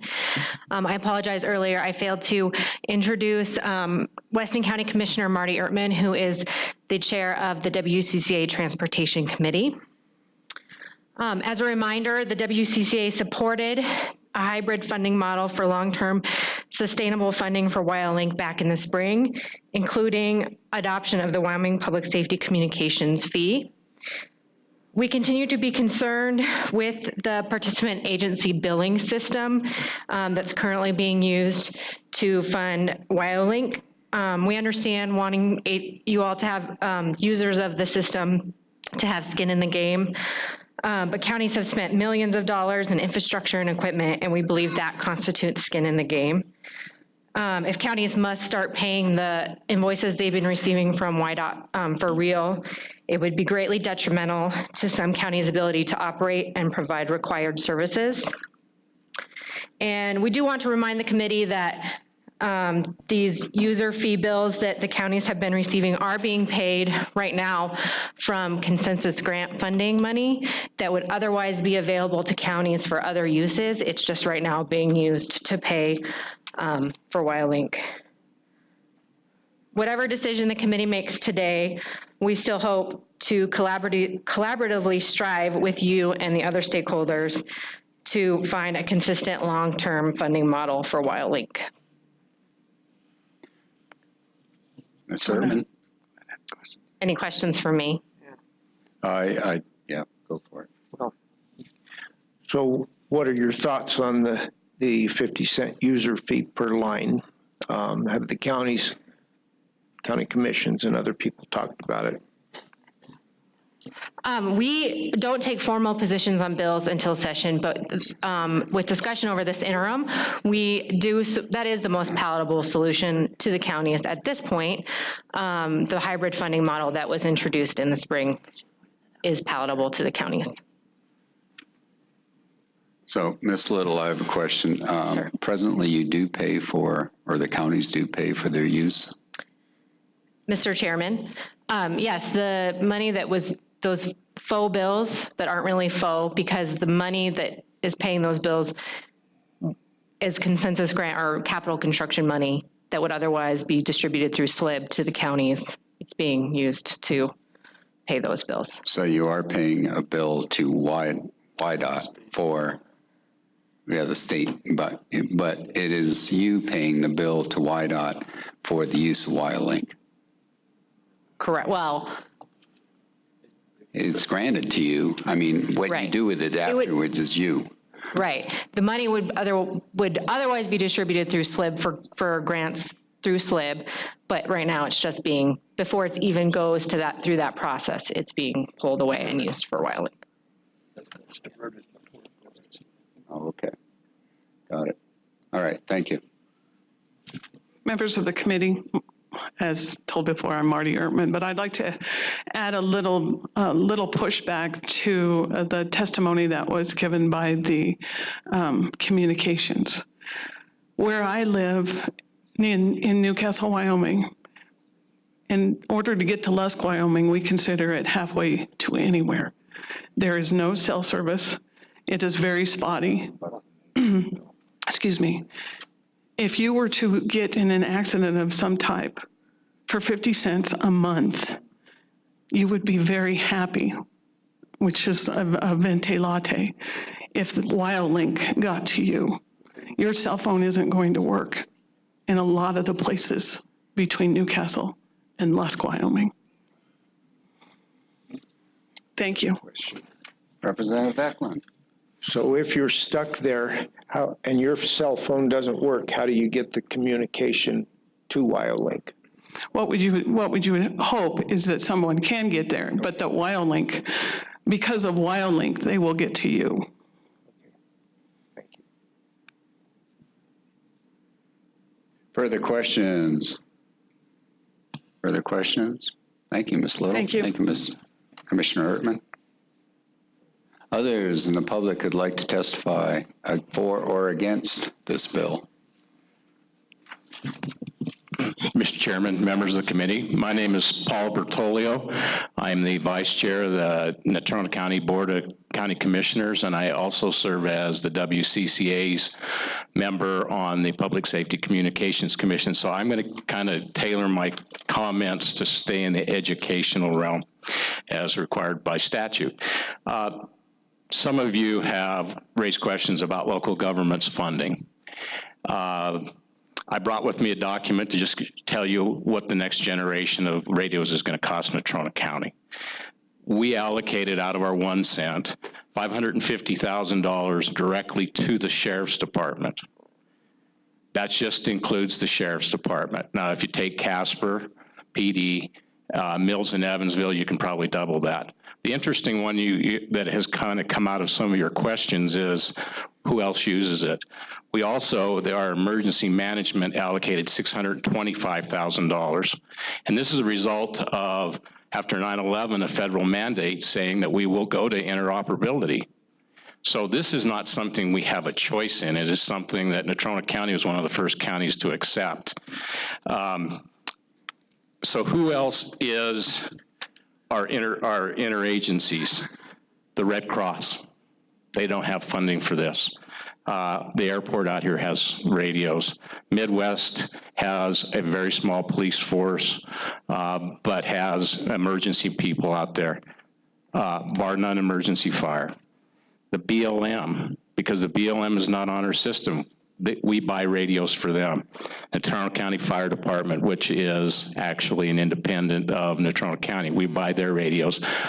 Fire Department on the mountain, DCI, Game and Fish, the DEA, FBI, ICE, the U.S. Marshal Service. We buy the radios for all these agencies so that we have that interoperability within all these agencies.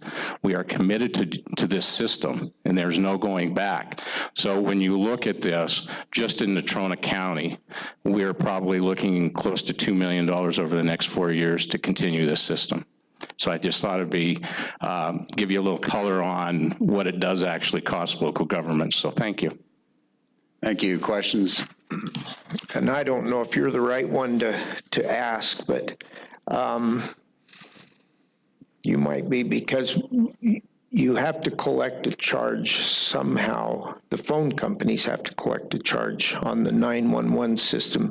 Do you have some idea of, you're probably not the right one to ask. I should have asked it sooner, but there's a cost to collect system that has to be in place. We've found out that when we try to execute a plan for taxes of any kind.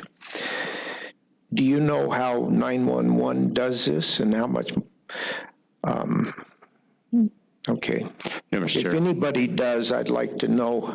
It might be the director or someone who might have that answer, and I'd appreciate knowing how that's collected and whether we need another system. Right. Kristen Lee, or somebody of that name. Mr. Babbitt could probably answer this too. Mr. Chairman, if I understand your question correctly, you want to understand how the charges are collected or the percentage? The cost. Okay, so there on the landline fees, there is the 911 service charge per line, per whatever connection, that type, as well as the prepaid cards like was mentioned before. And there is a 1% service charge from the service providers so that they can utilize that in distributing the bills or collecting the bills and to the Public Service Commission for expenditures and revenue on that system. So, Mr. Babbitt, is there also a 2 or 1% for the Department of Revenue? There is on the prepaid side of the fence. I do not believe on there is not on the other side because the service providers send those bills to 23 counties individually on that side of the fence. So, Ms. Jarvis, do you have an answer for this?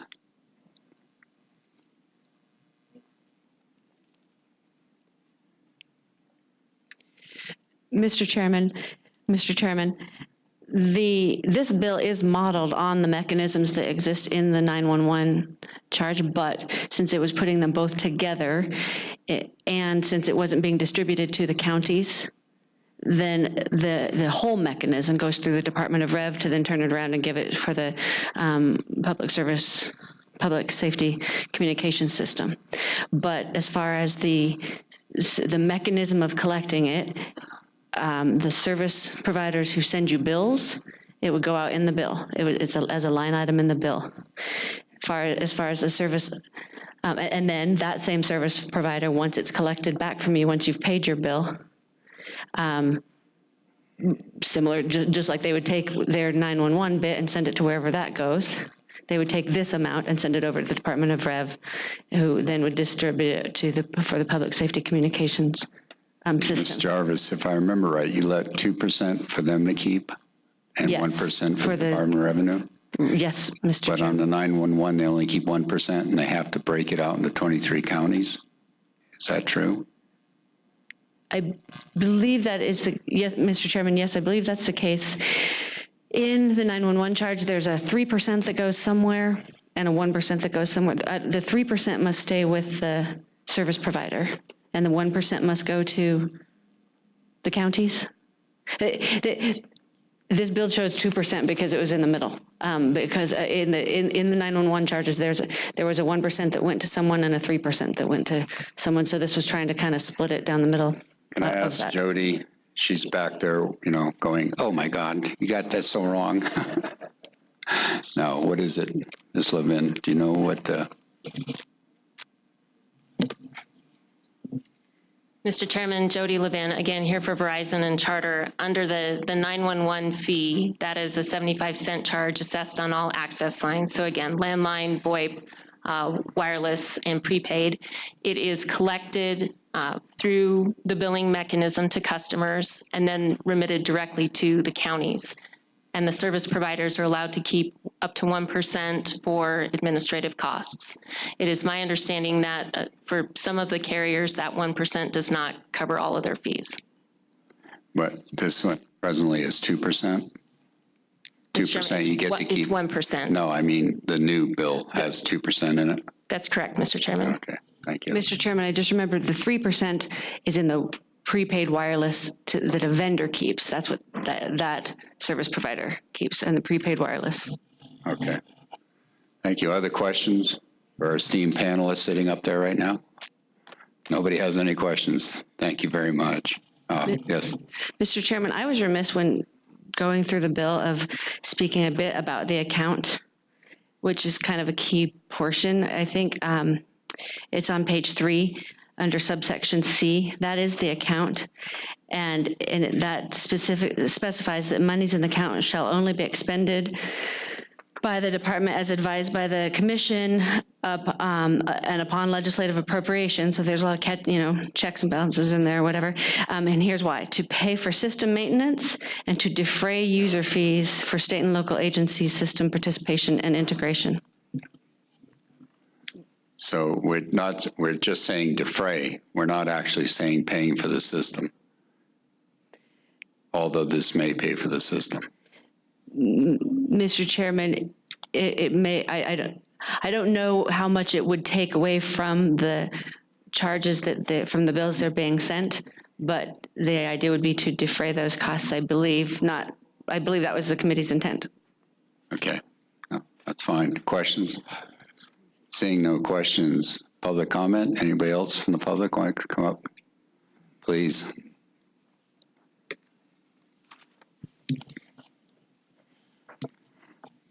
I'm Chief Thompson with the town of Evansville. Speaking in support of this, I've been in this career long enough to watch WildLink develop from the beginning, and the growing pains that we've all went through and the costs and the towers and communications. I'll speak a little bit about Natrona County. We have one of maybe more of the complex parts of WildLink here is population base, and we operate under 3 primary radio stations or radio channels, Law 1, 2, and 3. And there's at times when Casper is inundated with calls to the sheriff's office, Mills, and us, that some of our smaller agencies, such as Mills and Evansville, gets put on Law 3 to communicate because of the complexity. So in 13 years, we've built a system that interoperability is key to the state and the survival of communication for first responders. The animal that we all discussed today is funding. I can talk about smaller communities because Evansville is not the only community I've been a chief in that looks at the financial end of this. I, prior to this, worked in Diamondville, Wyoming, and I didn't bring the kind of fake invoice that's been sent out over the last few years. But in talking, Diamondville in itself, when I would get those, we were looking at, cost of $5,000 to $6,000 to be a part of the system. And now that I'm here in Evansville, between the radios that we have and both fire and police department, we're talking $20-some thousand. So in government, we provide certain services that deal with fire, police, EMS, in some cases garbage service. Casper has a metro service. And over the last few years, the state has been having a financial debacle because we're all short on funds. And some of the funding is less coming back to municipalities and counties. So in 2003, when this started coming around, the promise was made that we weren't all going to have to pay for this. So then here we are, the last few years, there's been this debate about how do we continue this funding. And so this hybrid, honestly, is probably the best solution to continue this system. We can't revert back 13 years. This system's too complex and it's too vital to this state. So I'm not a beat around the bush person. Today's society, the primary communication by citizens and majority of business is through cell phones. I haven't had a landline since 2008. So when we talk about 50 cents per line, and I'll switch hats to a citizen side, I am more than happy to pay 50 cents a line a month. I make or lose that on E-Trade daily in some fashion. So $12 for me and my daughter's cell phone in a 12-month time frame is really nothing. And when going back to the small department that I run and looking at the town of Evansville, last year I took over August 20th, and part of what I had to look at was the radio communications that we had. And earlier we had testimony that these radios go 10, 15 years, and 3/4 of my radios are no longer serviced by Motorola. So if we look at some of the old proposals, if we're having to spend $20,000 to be a part of the system, that's a matter of only 3 or 4 radios. And when we have to upgrade, just in the police department, that's 24 radios that we maintain alone, not including fire and EMS side of it. How do we start funding that? So then you have to consider looking at your other services that you provide to your citizens and or pay. Evansville in itself, we struggle competing with pay just on the employee side of it because Casper is larger us, Mills, and surrounding counties that have large economic things such as oil and gas and solar and wind. So in support of this, 50 cents is actually probably low and it should be more 75 cents. And this is the best solution to fund this entire program that we need. Any questions? Are you done? Ms. Thompson, Chief Thompson. Any questions for the chief? Seeing none, thank you. Thank you. Anyone else like to speak on this subject? If not, closing public comment right now. Public comments closed, back to the committee. What would you like to do? We get a move to the bill.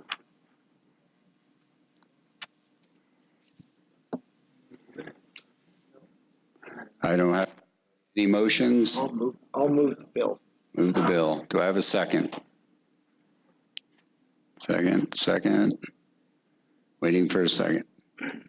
No second. That bill dies for lack of a second. I thought it was a good bill. You didn't second for what?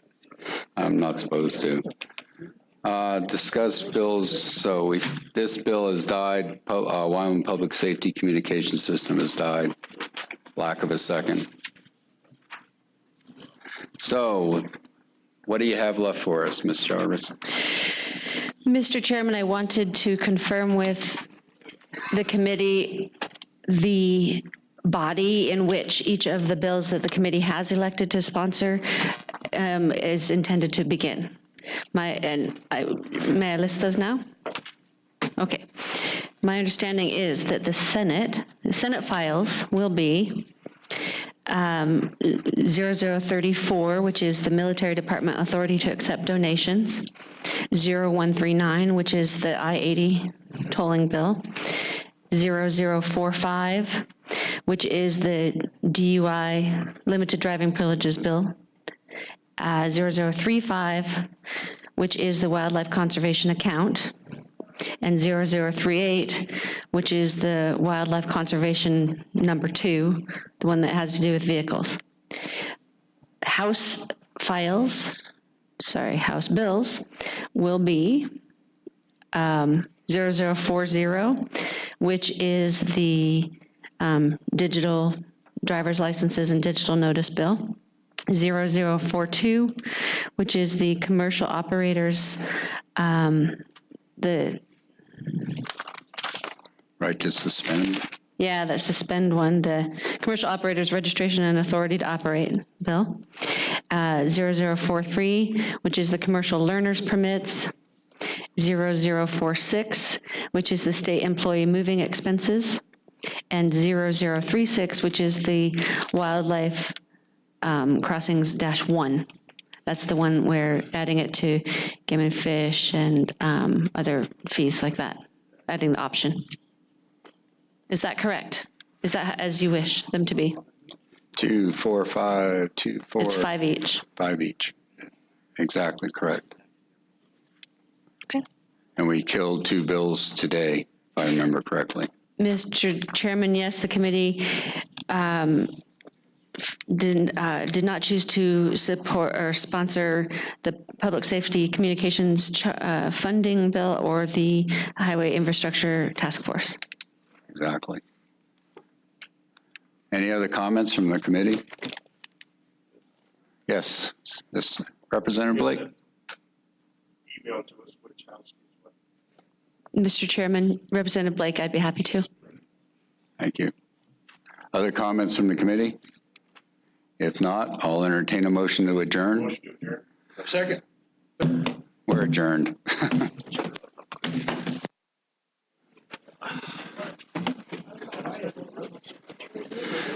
I have to go get my key.